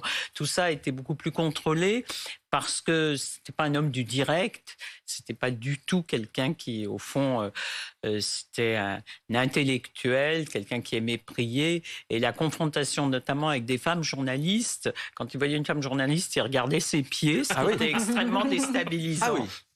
Oui. Mais parce qu'il était timide, c'est pas son univers. Et au fond, entre guillemets, la femme de sa vie, c'était sa sœur Maria, qui était sa secrétaire pendant longtemps. Et la chose assez émouvante, c'est que moi, je me souviens un jour, je l'ai rencontré place Saint-Pierre. Et j'avais pas ma montre et comme je parle, je lui pose 2-3 questions. Et il me dit, vous avez l'air nerveuse? Je dis oui, je sais pas quelle heure il est. J'avais un rendez-vous pour déjeuner. Et il regarde sa montre et il me dit l'heure. Et je lui dis, ah, mais c'est incroyable, Éminence, vous avez une petite montre. Il me dit, oui, c'est le dernier souvenir de ma sœur, j'y tiens beaucoup. Et c'est en fait comme une montre semi-montre de femme. Et il m'a dit ça, il a changé de ton. Et je me suis dit, c'est intéressant parce que il était cardinal à l'époque, il montre ses émotions. C'est très précieux, hein, ces informations que vous donnez du pape Benoît XVI, qu'on a peut-être parfois à tort, hein, dont on a parfois l'impression qu'il était quelqu'un d'assez austère. En fait, c'était plus de la timidité, selon vous, selon ce que vous avez connu de cet homme.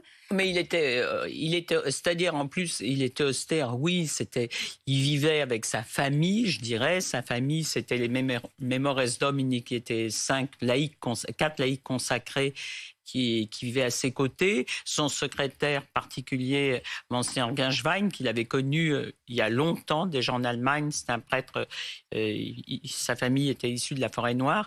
Et c'était une petite famille, et puis il y avait sa secrétaire Birgit Weinstein. Et tous ces gens-là le protégeaient. C'est comme Jean-Paul II, qui lui aussi avait une famille avec des religieuses, si on peut dire, et Monseigneur Divitch. Et voilà, c'est pas du tout quelqu'un, la foule, le mercredi, l'audience générale du mercredi l'intéressait parce qu'il pouvait donner des messages, il y avait une catéchèse, mais de voir des milliers de gens sur la place Saint-Pierre ou dans la salle Paul VI, c'était pas... ça lui plaisait parce qu'il disait tout ça c'est des croyants, mais... Il était, et alors ce que les gens lui reprochaient, mais à tort, mais ça moi je crois que c'est côté, il aimait bien évidemment les très belles liturgies, mais au-delà de ça, il aimait bien les beaux habits pontificaux. Il était attaché à tout ça parce que il venait quand même d'Allemagne où ces choses-là comptent au sein de la liturgie, les églises où on fête les choses avec apparat. Et donc, il était attaché à ça et ça lui a été reproché. Moi, je trouve que ça n'avait aucune importance. Enfin, c'était pas un problème. Que va-t-il se passer au Vatican? On découvre les images en direct de la place Saint-Pierre avec quelques personnes rassemblées. Il va y avoir des obsèques présidées par son successeur. François, vous avez une intuition sur l'organisation de ces funérailles inédites? Oui, bien sûr. Il va y avoir des obsèques qui vont être présidées par le pape François. Je pense qu'il a laissé, moi je ne connais pas son testament, mais il a laissé évidemment quelques instructions. Il va être enterré après ça là où sont les papes, dans Saint-Pierre. Et je pense... Et ça va être une très belle messe. Évidemment, il va y avoir, j'imagine, beaucoup de chefs d'État néanmoins, parce que le pape reste un chef d'État, même si est à la retraite, il a gouverné l'Église de Rome. Il faut rappeler qu'il y a à peu près 173 États, nations représentées au Vatican, c'est pas rien. Donc je pense que même s'il a demandé des obsèques extrêmement austères, il y a ce qu'on demande et puis il y a la réalité des faits, il y a l'Église de Rome. Et je pense que le pape François va être très attentif à tout ça. Et en fait, le pape François, il l'aimait bien parce qu'il se reposait sur lui aussi beaucoup pour ce qui était la théologie, parce que le pape Benoît XVI était un très grand et un très bon théologien. Donc, quand le pape François avait des doutes, il allait en parler avec lui. Quelle trace il va laisser, parce qu'il a succédé, il faut le rappeler, à Jean-Paul II qui avait un charisme incroyable, qui avait été un pape qui avait flamboyant, qui avait parlé au-delà d'ailleurs du monde catholique, qui avait offert un espoir notamment à beaucoup d'Européens de l'Est à cette période troublée de la chute du mur de Berlin, qui a joué un rôle finalement dans cette fin de la guerre froide. Quand il lui a succédé en 2005, le cardinal Ratzinger, devenu Benoît XVI, était plus terne. Vous le disiez, moins flamboyant. Mais si vous voulez, Jean-Paul II, si on peut dire, il a renversé la table. Oui, c'est ça. Mais ce qu'il ne faut jamais oublier concernant Benoît XVI, un jour, quand il est cardinal, il m'en avait parlé avec beaucoup de calme, et là aussi j'avais été très ému. Il venait d'un pays qui avait été divisé en deux. Oui. Ça l'a beaucoup marqué, cette Allemagne, ces deux Allemagnes, et c'est quelqu'un qui avait horreur des conflits, parce que ça lui rappelait justement ce pays, et il faisait tout pour éviter les conflits. Et je me souviens, quand j'étais allé avec le photographe de Paris Match, Jean-Claude Deutsch, on avait fait un grand sujet sur lui, on avait suivi pendant 15 jours. Et j'avais demandé à Padre Lombardi de nous aider. Il m'avait dit, écoutez, allez-y avec beaucoup de calme. Vous allez y arriver, mais vous savez, c'est pas du tout un homme qui aime, c'est pas un personnage qui aime les rapports de force. Et alors, il y avait les gens qui s'occupaient en direct des problèmes de photos au Vatican. Il y avait un monsieur extrêmement désagréable, Dieu merci, n'est plus là. Et lui était toujours... il avait tendance à nous faire des gestes, genre en nous disant « circulez, il n'y a rien à voir ». Et Jean-Claude Deutsch, on avait eu l'idée, il y avait dans l'antichambre du pape des interrupteurs, pour l'électricité avec les armoiries du Vatican. J'avais dit à Jean-Claude, il faut photographier ça parce que c'est vraiment amusant. Alors, ce type de communication très désagréable avait dit, il n'y a rien à voir. Et le pape était arrivé à ce moment-là, et il avait dit, qu'est-ce qui se passe? Et je dis, très Saint-Père, on aimerait photographier ça. Je pense que ce n'est pas un problème, ce n'est pas un message politique, mais pour Match, c'est pas mal. Et il l'avait regardé, il avait dit, calme, laisse-les faire, ils font leur métier. C'est quelqu'un qui avait horreur, comme ça, des conflits. Il voulait que les choses se passent gentiment, dans le calme, dans la confiance. Et je dois dire que c'était très agréable pour nous.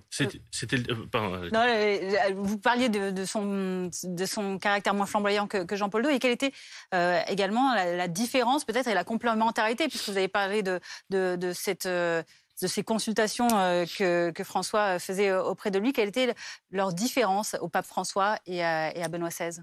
Mais je crois qu'il était... Le pouvoir lui est tombé dessus. Alors, je pense qu'il n'avait pas du tout, il n'était pas politique. Au fond, il avait enseigné une partie de sa vie, il a laissé des textes magnifiques.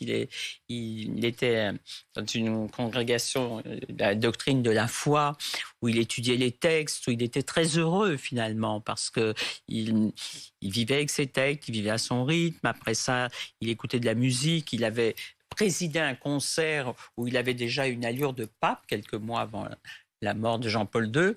Et tout à coup, il a considéré que ça lui... Il n'a pas fait campagne, en fait, pour devenir pape. Je ne dis pas qu'on fait campagne, mais enfin, il n'y avait pas de réseau. Et tout à coup, il est devenu pape. Et il a considéré que c'était la voie du Seigneur. Et il a exercé sa mission. Mais ce n'était pas du tout quelqu'un qui... Au fond, il n'aimait pas le pouvoir, voilà. Et il l'a fait par devoir, mais ça lui était, par exemple, quand on faisait des photos de lui, et on était plus attachés que les autres photos, il avait tendance à baisser la tête. Alors, je lui disais, très Saint-Père, c'est pas très bon pour notre journal. Alors, il disait, il relevait la tête avec un très gentil sourire, il s'excusait et on continuait. Et pourquoi a-t-il renoncé alors, Caroline Pigozzi? On a évoqué des complots, son état de santé évidemment, son âge. Écoutez, il y a quelqu'un qui était proche de lui. Bon, ça a été affreux parce qu'il y a eu ces documents qui sont partis, Vatilix, qui ont été pris en fait par son majordome Paolo Gabrielli, qui les a donnés à la presse, mais en fait, il se voyait comme un sauveur. Il aimait le pape et il a voulu, en quelque sorte, il a cru faire un acte de bravoure. Mais moi, je crois, il y a quelqu'un proche du pape qui m'avait dit, je lui ai dit, mais pourquoi il a renoncé? Il m'a dit, vous savez, c'est comme s'il avait une dépression. À un moment, après tout ce qui s'est passé, il n'y arrivait plus. Et il en était presque arrivé à se dire, quand je vais dans ma salle de bain, est-ce qu'il y a un micro dans ma brosse à dents? C'est-à-dire que tout à coup, il a perdu confiance dans son entourage. Et comme c'est quelqu'un qui n'était pas amoureux du pouvoir et qui était d'une honnêteté, enfin, je veux dire, j'oserais même dire politique extraordinaire, il s'est dit, je suis plus en mesure, il vaut mieux que j'arrête. On voit sur les images des images des archives de Benoît XVI lors de sa visite en France, lorsque Nicolas Sarkozy était président de la République. Justement, c'est la dernière fois qu'il y a eu une grande visite papale en France, puisque je crois que le pape François n'est venu en France que pour aller au Parlement européen à Strasbourg. Oui, il est passé comme une flèche, voilà, il ne s'est pas arrêté à la cathédrale. Exactement. Il avait fait, dans mon souvenir, une grande visite en France, avec notamment une messe aux Invalides, enfin sur l'esplanade des Invalides. Oui. Il était allé ensuite à Lourdes. Quel souvenir vous avez de cette visite ? Il était très heureux. Ça a été, il aimait la France, parlait très bien français, et il avait eu l'année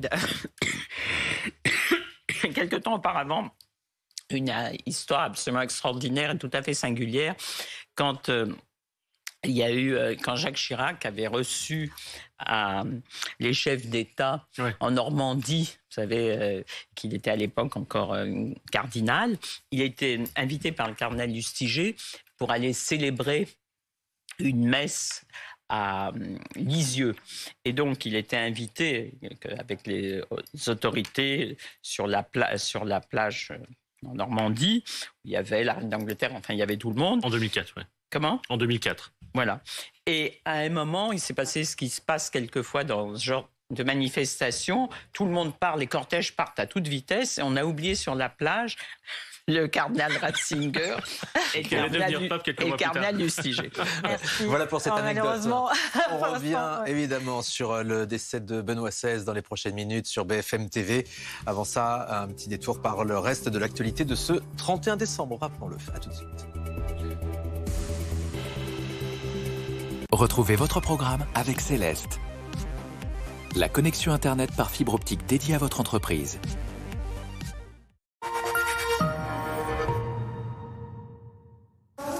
Un emménagement, c'est un nouveau départ. Et c'est l'occasion d'écrire un nouveau chapitre de votre histoire. Se loger, vous avez des clés. Vous aussi, vous voulez faire comme j'aime? Mais avant de commencer, vous voulez savoir combien ça va vous coûter. Et c'est normal. En fait, ça dépend de votre objectif de perte de poids et de votre morphologie. Je vais vous montrer comment faire un devis. Rien de compliqué. Vous allez sur le site commejaime.fr. Vous faites votre demande de devis en ligne. C'est simple, gratuit et sans engagement. En quelques minutes, vous connaîtrez le prix de votre programme pour perdre vos kilos en trop. Alors maintenant, plus d'excuses. Dès la semaine prochaine, commencez à perdre du poids. Alors rendez-vous sur commejaime.fr. commejaime.fr. Le Bounty. Revivez l'histoire fascinante de ce navire de légende à travers une superbe maquette de qualité fidèle dans les moindres détails. Le numéro 1, 50 centimes seulement. Aujourd'hui, avec Festillant, vous êtes libre. Libre de vous faire plaisir avec un vin aux fines bulles, sans alcool et savoureux. Libre de partager de bons moments sans vous soucier du reste. Festillant sans alcool, nature ou aromatisé. Festillant, vivez sans modération. Les crises au Liban, en Arménie, en Syrie, en Éthiopie et en Ukraine laissent des milliers de familles dans une situation de pauvreté extrême. Les chrétiens d'Orient œuvrent au service de tous pour la reconstruction et dans les domaines de l'éducation et de la santé.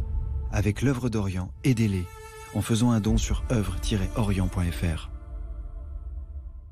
Philae.com, c'est formidable. Je découvre de qui je descends. Et touc! Robespierre? À mes aïeux. Un révolutionnaire. Philae.com, vos origines vont vous étonner. Bonjour, je suis désolée, je sais pas ce qu'il lui a pris. C'est pas grave. Tiens. Bonjour. Décidément, je sais pas ce qu'il a. Hein. Attends, tiens.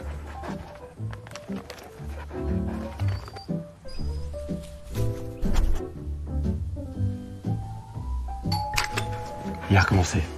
Je sais plus quoi faire. Un café peut-être? On a tous une bonne raison de choisir les croquettes Ultra Premium Direct. Saines et savoureuses, fabriquées sans céréales et à prix juste. Commandez sur ultrapremiumdirect.com.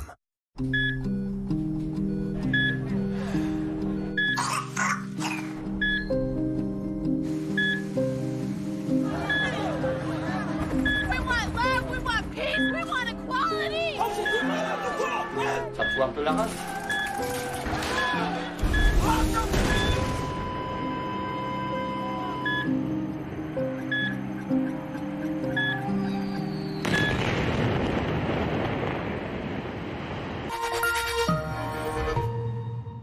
Les nouveaux chewing-gums Mentos ont une boîte en carton qui est moins douloureuse, plus décorative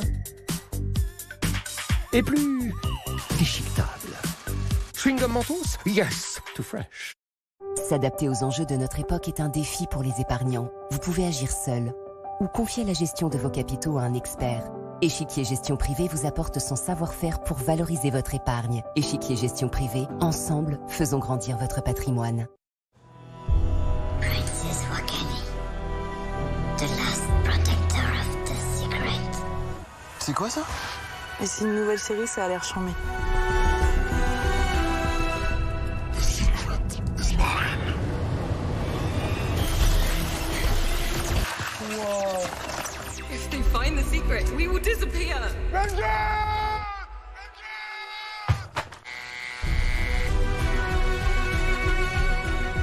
Wakani. Nikram es sihiras. Shahakarat. Shakarat. Je vais te faire défoncer.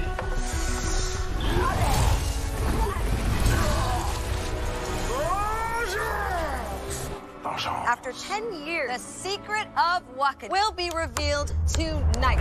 Wakani! Wakani! Wakani! Wakani! Wake up, Annie. Wake up, Annie. Hey, wake up. Oh, I think I just had the most crazy dream. I was a princess. I was becoming queen. Ah mais c'est ça la fin? C'était un rêve?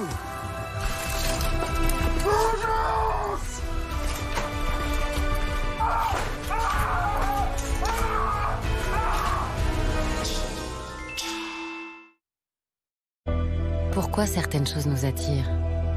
Pourquoi certaines choses nous parlent plus que d'autres? Chez Peugeot, nos voitures ne sont pas seulement faites de métal et de verre, mais aussi de passion et d'histoire. Car ce qui nous attire vraiment parle avant tout à notre cœur.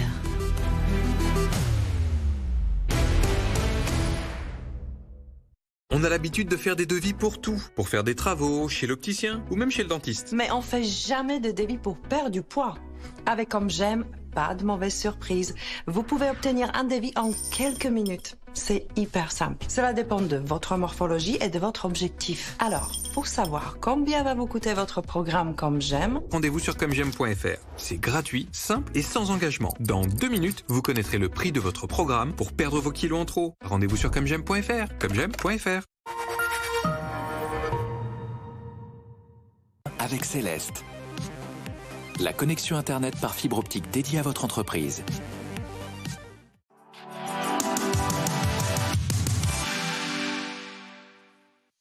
Bienvenue à tous, si vous nous rejoignez, il est 11h26 sur BFM TV. Nous sommes le 31 décembre. Rendez-vous ce soir sur les Champs-Élysées à Paris, puisque nous allons passer à la nouvelle année ensemble. Et avec près d'un demi-million de personnes, hein, ça fera du monde ce soir présent, qui seront sur place pour assister notamment à ce feu d'artifice spectaculaire, d'autant plus que les Parisiens ont été privés de ce spectacle. Vous vous en souvenez, les 2 dernières années à cause du Covid. Justine Fontaine, vous êtes sur place pour BFM TV pour suivre les préparatifs d'un spectacle qui s'annonce comme grandiose. Et oui, regardez derrière moi, Thierry Bouillet va pouvoir vous les montrer, les mortiers, les bombes d'artifice qui ont été placées ici hier par les techniciens. Des techniciens qui vont arriver dans l'après-midi et qui vont toutes les installer à des positions extrêmement précises, donc tout autour de l'Arc de Triomphe, sur le toit également. Pour l'instant, l'Arc de Triomphe est ouvert au public, mais à 16h, ce sera terminé et les techniciens pourront travailler. De même, la circulation est toujours possible, que ce soit sur l'avenue des Champs-Élysées ou encore sur la place Charles de Gaulle Étoile. Mais à partir de 18h, le rond-point sera fermé, tout sera bouclé pour créer une sorte de bulle de sécurité autour de l'Arc de Triomphe. Les techniciens doivent avoir tout installé pour 23h pour un démarrage du spectacle pyrotechnique et donc de ce grand feu d'artifice que l'on attendait depuis 3 ans. Donc à 23h, 59 minutes et 15 secondes. Voilà, c'est très précis, vous l'avez dit, 23h, 59 minutes et 15 secondes, début de ce spectacle pyrotechnique. Merci beaucoup Justine Fontaine, on va continuer de suivre les préparatifs avec vous tout au long de la journée sur BFM TV. Et tout de suite, on est aussi en direct avec Gilles Renaud. Vous êtes chef de projet chez Arteventia et c'est vous qui avez piloté toute la préparation du spectacle de ce soir. Donc tout va se passer sur et autour de l'Arc de Triomphe ? Oui, absolument. Alors, je n'ai pas préparé l'ensemble du spectacle. Le grand ordonnateur de ce spectacle, c'est Gabriel Legrand, notre directeur général, qui lui pilote. Moi, j'ai travaillé à la direction artistique avec Édouard Grégoire, le directeur artistique. Voilà, pour rendre à César ce qui est à César. Voilà. Alors, il n'y aura pas seulement un feu d'artifice, vous avez aussi prévu beaucoup de projections autour de la place de l'Étoile. Oui. Absolument, il y aura d'une part, il y aura avant le feu d'artifice, il y a 2 heures de musique à partir de 22h et ensuite organisée par la ville de Paris, bien sûr, et ensuite des projections de lumière, pas de mapping, mais de la lumière, évidemment, pour embellir ce magnifique monument qu'est l'Arc de Triomphe, évidemment, en plus de la pyrotechnique, qui arrivera à partir du décompte. Juste avant minuit. Juste avant minuit. Alors Gilles Renaud, le temps prévu ce soir, pas de pluie, une douceur exceptionnelle, mais un petit peu de vent prévu. Est-ce que les conditions météorologiques seront réunies ? Pour l'instant, toutes les informations que l'on a confirment que les conditions seront bonnes. Voilà. Eh bien, on suivra ce grand spectacle. Alors, on rappelle le thème de ce spectacle, l'amour et la fête, un beau programme pour 2023.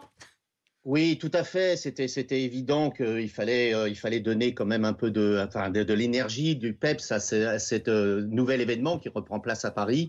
Et puis aussi avec l'idée d'ouvrir au monde. C'est-à-dire que c'est pour ça qu'il y aura on va pas dévoiler la bande son parce que sinon, si on sait tout avant, c'est pas très intéressant. Mais il y aura une ouverture. Il y aura évidemment des standards français, j'allais dire des standards actuels français, mais il y aura aussi une ouverture au monde puisqu'il y a quand même énormément de touristes qui sont présents cette année. C'est énorme. On va garder la surprise pour ce soir. Oui, rendez-vous dès 23h en direct sur BFM TV. On suivra ce feu d'artifice, ce spectacle exceptionnel filmé par des drones. Ne manquez pas le rendez-vous si vous êtes à la maison ce soir en fin de repas. 23h en direct sur BFM TV. Merci beaucoup Gilles Renaud d'avoir été en direct avec nous. Merci.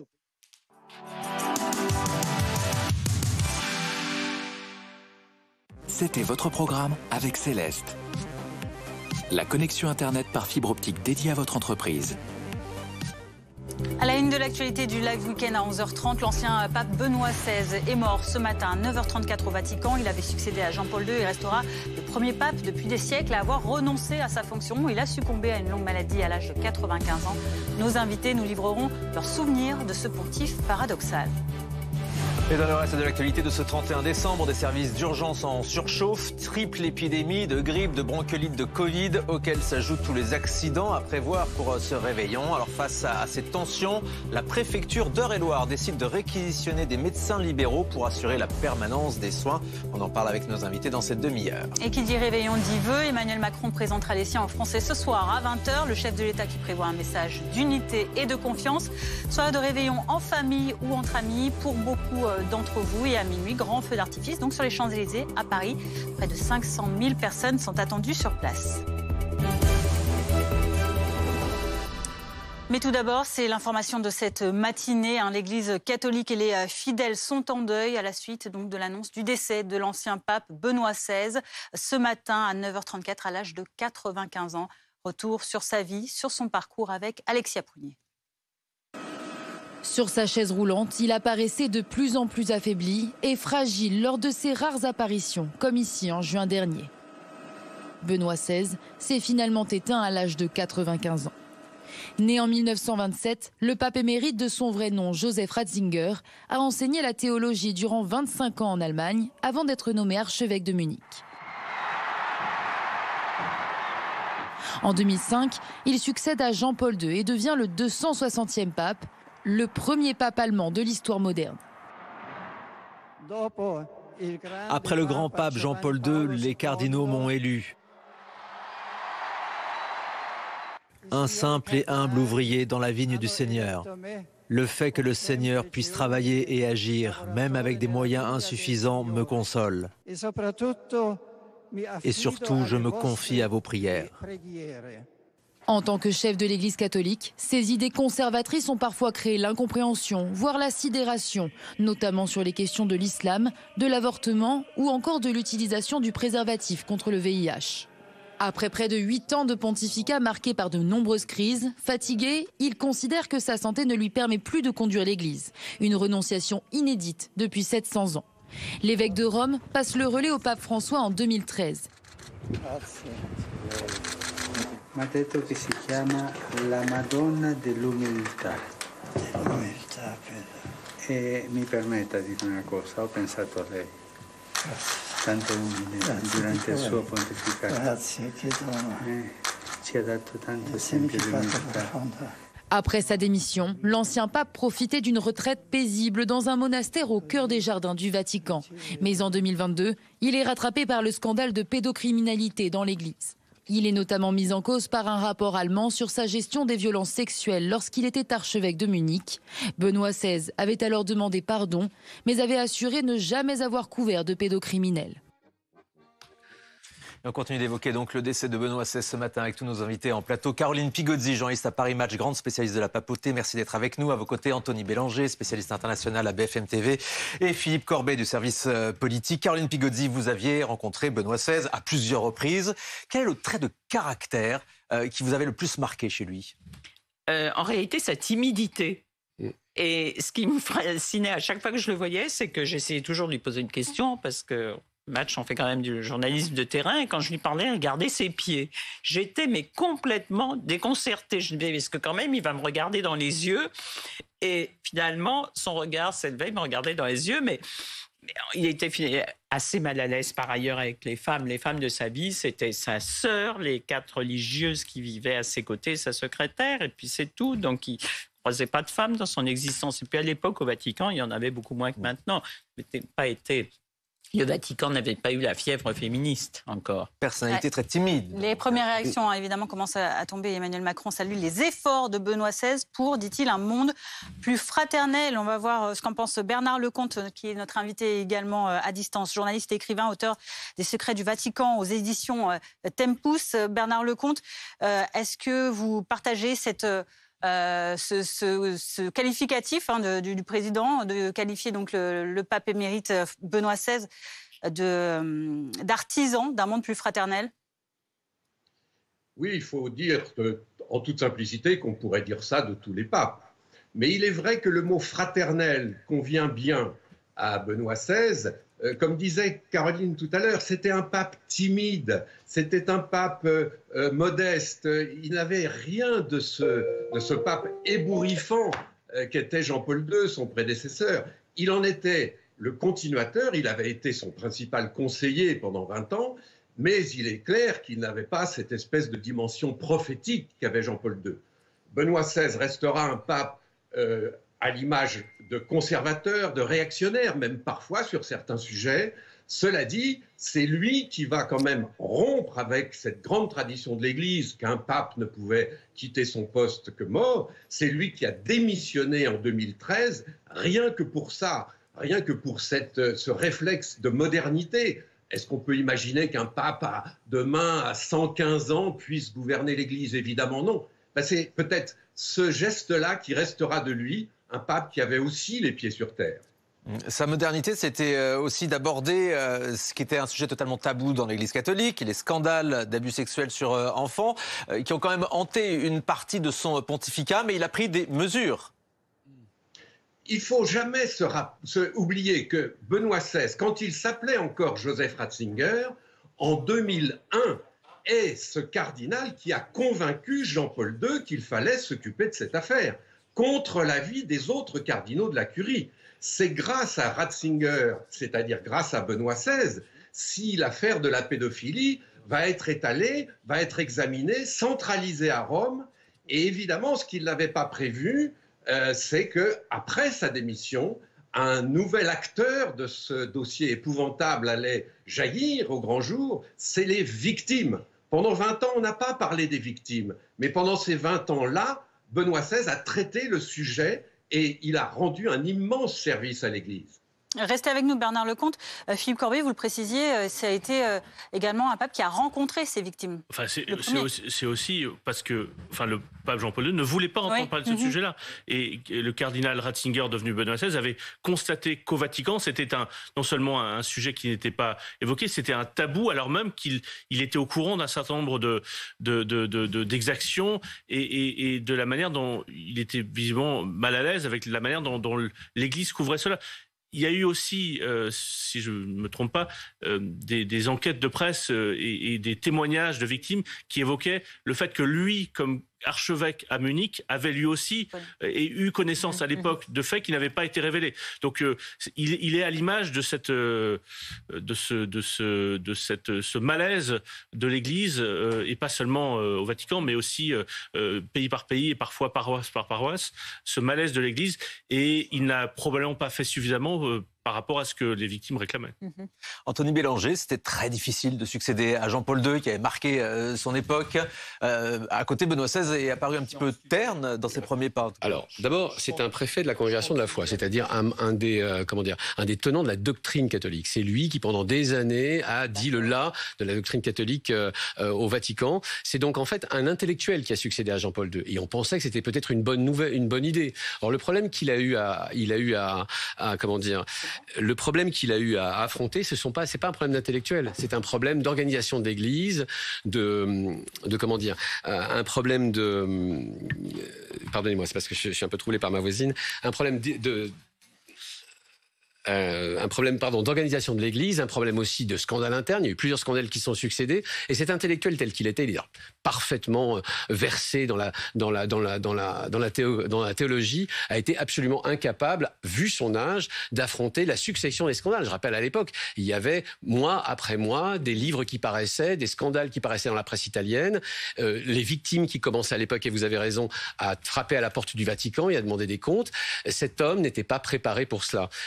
Sa renonciation en 2013, février 2013, c'était il y a presque 10 ans jour pour jour, était en fait un constat d'échec d'une certaine façon. Il n'avait ni l'âge, ni les forces, ni même les moyens intellectuels. Il fallait un pape de décision, et c'est probablement ça que le conclave a cherché dans François, qui effectivement n'avait été pas beaucoup plus jeune, mais qui était un pape, un jésuite, un pape qui connaissait, qui a priori était mieux formé pour des solutions, qui était un pape plus moderne et qui semblait pouvoir être à même de régler au moins un problème de mécanique, presque, c'est-à-dire enfin non pas d'ouvrir l'Église vers les siens, qui sont les prêtres, la hiérarchie, mais vers les victimes, d'une part, et d'autre part, de régler les problèmes internes qui perduraient depuis Jean-Paul II. Grosso modo, la curie romaine est un panier de crabes. Tout le monde le sait, et encore aujourd'hui. Il n'y avait pas moyen de diriger quoi que ce soit, et un pape vieillissant n'en était pas capable. Et donc, en fait, il a rendu ce service, d'une certaine manière, à l'Église catholique que de démissionner. On ne démissionne pas quand on est papa, de renoncer. La fameuse renonciation, il a fallu à l'époque, vous vous souvenez, trouver le bon vocabulaire parce qu'on ne savait plus comment faire et plus comment dire. On va le voir d'ailleurs au moment de son enterrement. Ça va être un peu compliqué pour les services vaticans. Tout est inédit autour de Benoît. Tout est inédit. On ne sait pas comment faire avec un pape émérite. Ça faisait 6 siècles qu'un pape n'avait pas renoncé. Les précédents avaient été un petit peu scabreux puisque c'était le grand schisme d'Occident. On revient 1000 ans en arrière. C'était une époque où il y avait 3 papes. C'est un des problèmes d'ailleurs qui se posait à François.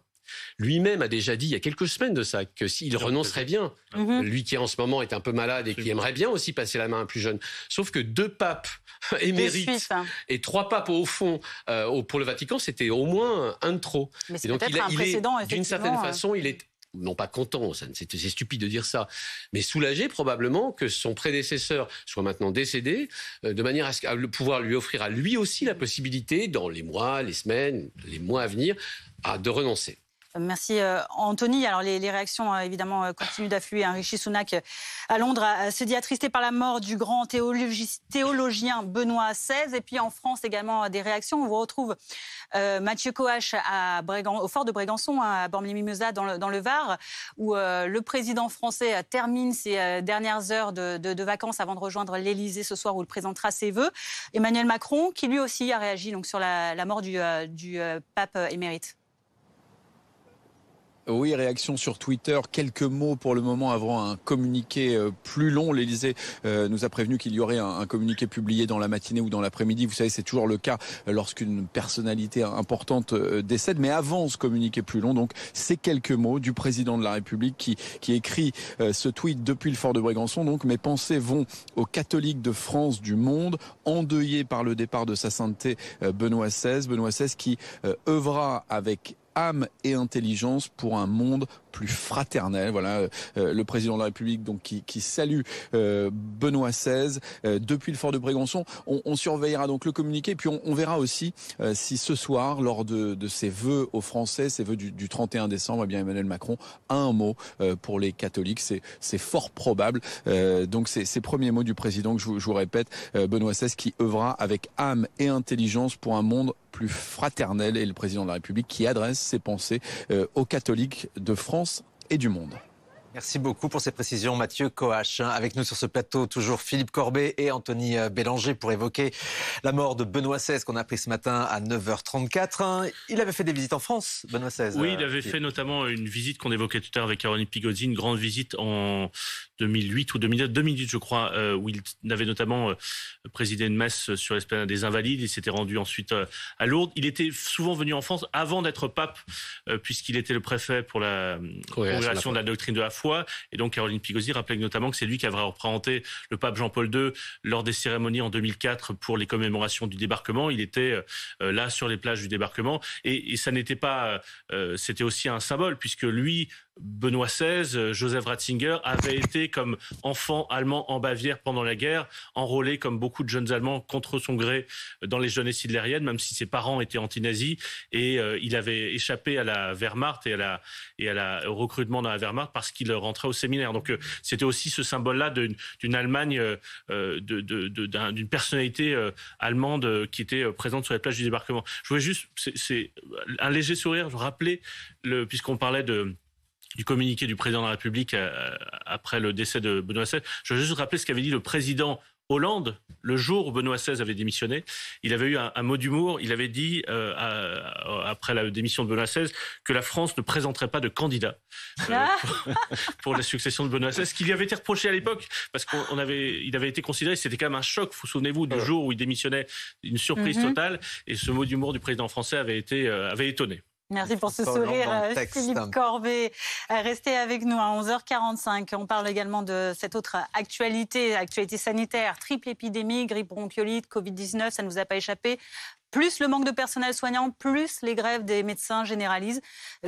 La situation sanitaire est tout simplement tendue dans les services d'urgence d'Eure-et-Loir, notamment. Conséquence, la préfète, en lien avec l'agence régionale de santé, a décrété plusieurs mesures pour maintenir un niveau minimum de soins, notamment la réquisition de médecins libéraux. Nous cumulons un triple handicap, celui d'avoir pas beaucoup de médecins en temps ordinaire, puisque nous avons 230 médecins pour 100 000 habitants, qui nous place derrière la Seine-Saint-Denis. Nous avons eu effectivement, vous l'avez dit, avec les triples conjonctions d'épidémies, beaucoup plus d'appels et de venues aux urgences, puisque chaque jour, au lieu de 600, nous en avions à peu près 900, et avec les vacances des médecins, et quelquefois le fait qu'ils se retiraient, qu'ils faisaient grève, nous avions 350 consultations en moins par jour d'assurer sur le territoire. Donc pour assurer cette permanence des soins ambulatoires, nous devions avoir recours à cette maison médicale de garde. Et pour réagir à cette décision de la préfète d'Eure-et-Loir, nous sommes tout de suite en direct avec Julien Cotet. Bonjour, vous êtes président de l'Ordre des médecins de ce département. Des réquisitions de médecins prévues donc pour le 31 décembre, c'est une bonne idée pour vous ? Merci beaucoup de nous donner la parole et de me laisser intervenir. Oui, c'est une magnifique idée pour continuer à promouvoir le territoire et faire venir des externes et des internes dans notre département. La situation est gravissime et je suis très étonné que Madame le Préfet parle d'une situation en tension depuis une semaine. Nous, ça fait 20 ans qu'on crie. Ça fait 20 ans qu'on appelle à l'aide. Ça fait 10 ans qu'un collectif de jeunes médecins s'est créé dans l'Eure-et-Loire et qu'on essaye de sauver le département et qu'on essaye de soigner correctement les patients. Donc non, ce n'est pas un problème depuis une semaine. Et on n'est pas entendu. Est-ce que vous remarquez tout de même une aggravation de la situation ? Vous notez tout de même une aggravation de la situation ? Il y a une aggravation, oui, mais il faut arrêter de parler de la triple épidémie. Quand la clinique, la semaine dernière de Chartres, a fermé ses portes sans préavis, 130 consultations par jour non honorées pendant 7 jours. Madame la préfète n'a rien fait, l'ARS n'a pas bougé. Pourtant, la clinique a fermé ses portes sans préavis. Quand les médecins... Nous ne sommes pas en mouvement de grève. Quand les médecins font valoir leur droit de retrait, parce qu'il y a un sentiment d'insécurité, parce que nous nous faisons agresser, parce que les patients se battent entre eux dans la salle d'attente pour passer les premiers, qu'on dit « aidez-nous s'il vous plaît, on veut soigner les gens, on veut les aider, mais mettez le paquet pour qu'on puisse faire notre boulot correctement ». La réponse qu'on a, alors qu'on attend une main tendue, on a un bras de fer par médias interposés et on envoie les gendarmes à domicile. Alors les réquisitions, Madame le Préfet, elle a menti tout à l'heure sur votre antenne, parce que la réquisition hier, elle n'a pas fonctionné, le médecin ne s'est pas présenté. Et il y a peut-être eu 30 actes de réalisés, mais pas par un médecin libéral. Je ne sais pas qui a fait ces actes. Et cet après-midi, la maison médicale va ouvrir à 14h et il n'y aura pas de médecin libéral. Et les services de police qui sont présentés pour donner la réquisition, hier, sont tombés en face d'une médecin qui était avec son enfant handicapé en train de le soigner. Ils n'ont même pas osé lui donner la réquisition. Vous voyez, ça, c'est la réalité de terrain. C'est ce qu'on vit tous les jours. Et la réquisition, elle n'a pas été donnée. Donc, je suis désolé de contredire ce que dit Madame le Préfet. Pourtant, on se connaît bien. Elle pourrait m'appeler pour qu'on en discute au lieu qu'on se parle par médias interposés. Mais nous, on est là sur le terrain. On n'est pas en vacances. Les élus ne nous ont pas répondu. Et depuis 24 heures, on a lancé un appel pour sortir de crise, pour les inviter à une réunion. Aucun sénateur n'a répondu. Aucun député n'a répondu. Le président du conseil départemental non plus. Personne ne nous répond. Et pourtant, nous sommes là en train de travailler. Donc j'aimerais qu'on soit décrivez comme enfin complètement entendu. abandonné. Et non, ce n'est pas un problème depuis une semaine. Vous êtes abandonné des oui, autorités, à ce qu'on comprend. Alors, pour vous, c'est un effet d'annonce, ce qu'a déclaré la préfète ? Simplement ? Bien sûr, elle est dans un rapport de force parce qu'elle essaye de sauver la face, mais il ne faut pas fuir ses responsabilités. Est-ce que les jeunes médecins dont je fais partie sont responsables du désert médical ? Non. Où est-ce que je travaille ? Où est-ce que je vis ? Je vis et je travaille dans un désert médical comme mes confrères. On n'est pas responsable. Nous, on est là pour soigner des gens. On a fait des études de médecine pour soigner des gens. On veut revenir à la médecine de famille. Qu'est-ce qu'on fait ? On nous envoie les forces de police à domicile et dans nos cabinets, devant les stagiaires, devant les patients, dans les salles d'attente, les forces de police dans les salles d'attente de médecins. Dans un désert médical, là où les professions sont en pleine crise. Et nous, on a fait le deuil de notre qualité de vie, on a fait le deuil de notre profession. On veut juste que les patients n'en pâtissent pas. On a 1 Eurélien sur 3 qui n'a pas de médecin traitant. 1 Eurélien sur 3. Qu'est-ce qu'on fait ? On ne fait que de crier alerte depuis des années, personne ne nous écoute. Et là, ce qu'on nous propose, c'est un maître chien. Un maître chien qui passera toutes les 30 minutes pour assurer notre sécurité. Voilà la réponse de l'État à la désertification dans le département le plus désertique de France. On n'a plus de kinés, on n'a plus de dentistes, on n'a plus de sages-femmes, on n'a plus de pharmaciens. On est tous unis. On ne sait plus quoi faire. Alors, je ne sais pas vers qui me tourner, en fait, puisque les députés, les sénateurs ne répondent pas, puisque l'ARS ne répond pas, à part par la force, parce que Madame le Préfet ne répond pas. Donc, que faisons-nous ? Nous avons eu 18 départs en retraite de médecins généralistes sur l'agglomération en 2022. 18 départs en retraite. C'est plus de 30 000 patients qui perdent leur médecin traitant. Tous ces patients, comment vont-ils avoir des ordonnances pour leur traitement, pour l'AVC, pour le diabète, pour leur traitement antihypertenseur, pour leur asthme, pour leur BPCO? Comment, au 1er janvier, vont-ils avoir des médicaments? Quelle est la réponse de l'État? Arrêtez de fuir vos responsabilités. Arrêtez de dire que les médecins sont responsables. Les médecins hospitaliers qui n'ont pas de lit d'aval, qui ne peuvent pas hospitaliser les patients, qui nous envoient des messages pour nous dire « S'il te plaît, Julien, relaye aux collègues de ville, arrêtez d'envoyer des gens dans les hôpitaux, on n'a pas de place. » Ils ne sont pas responsables de la déstructuration de l'hôpital. Ils ne sont pas responsables du fait qu'il n'y ait pas de personnel paramédical. Les médecins libéraux ne sont pas responsables de la gabegie administrative qui les éloigne des soins. Les médecins libéraux ne sont pas responsables du numerus clausus. Nous, on est là pour soigner. On veut soigner les gens. Laissez-nous soigner les gens correctement. Et arrêtez de nous envoyer les forces de l'ordre. On a bien compris votre colère. Julien, à côté, donc, qui réagissait à ces réquisitions mises en place par la préfète d'Eure-et-Loire. Vous étiez en direct avec nous sur BFM TV, président de l'Ordre des médecins de ce département. Restez avec nous. L'actualité ce matin dominée par la mort de Benoît XVI. On l'a appris il y a un petit peu plus d'1 heure. À présent, il était 9h34 au Vatican lorsque le pape s'est éteint. Pape qui avait succédé à Jean-Paul II et qui est mort à l'âge de 95 ans. Vous découvrez ces images en direct de la place Saint-Pierre de Rome au Vatican. A tout de suite sur BFM TV.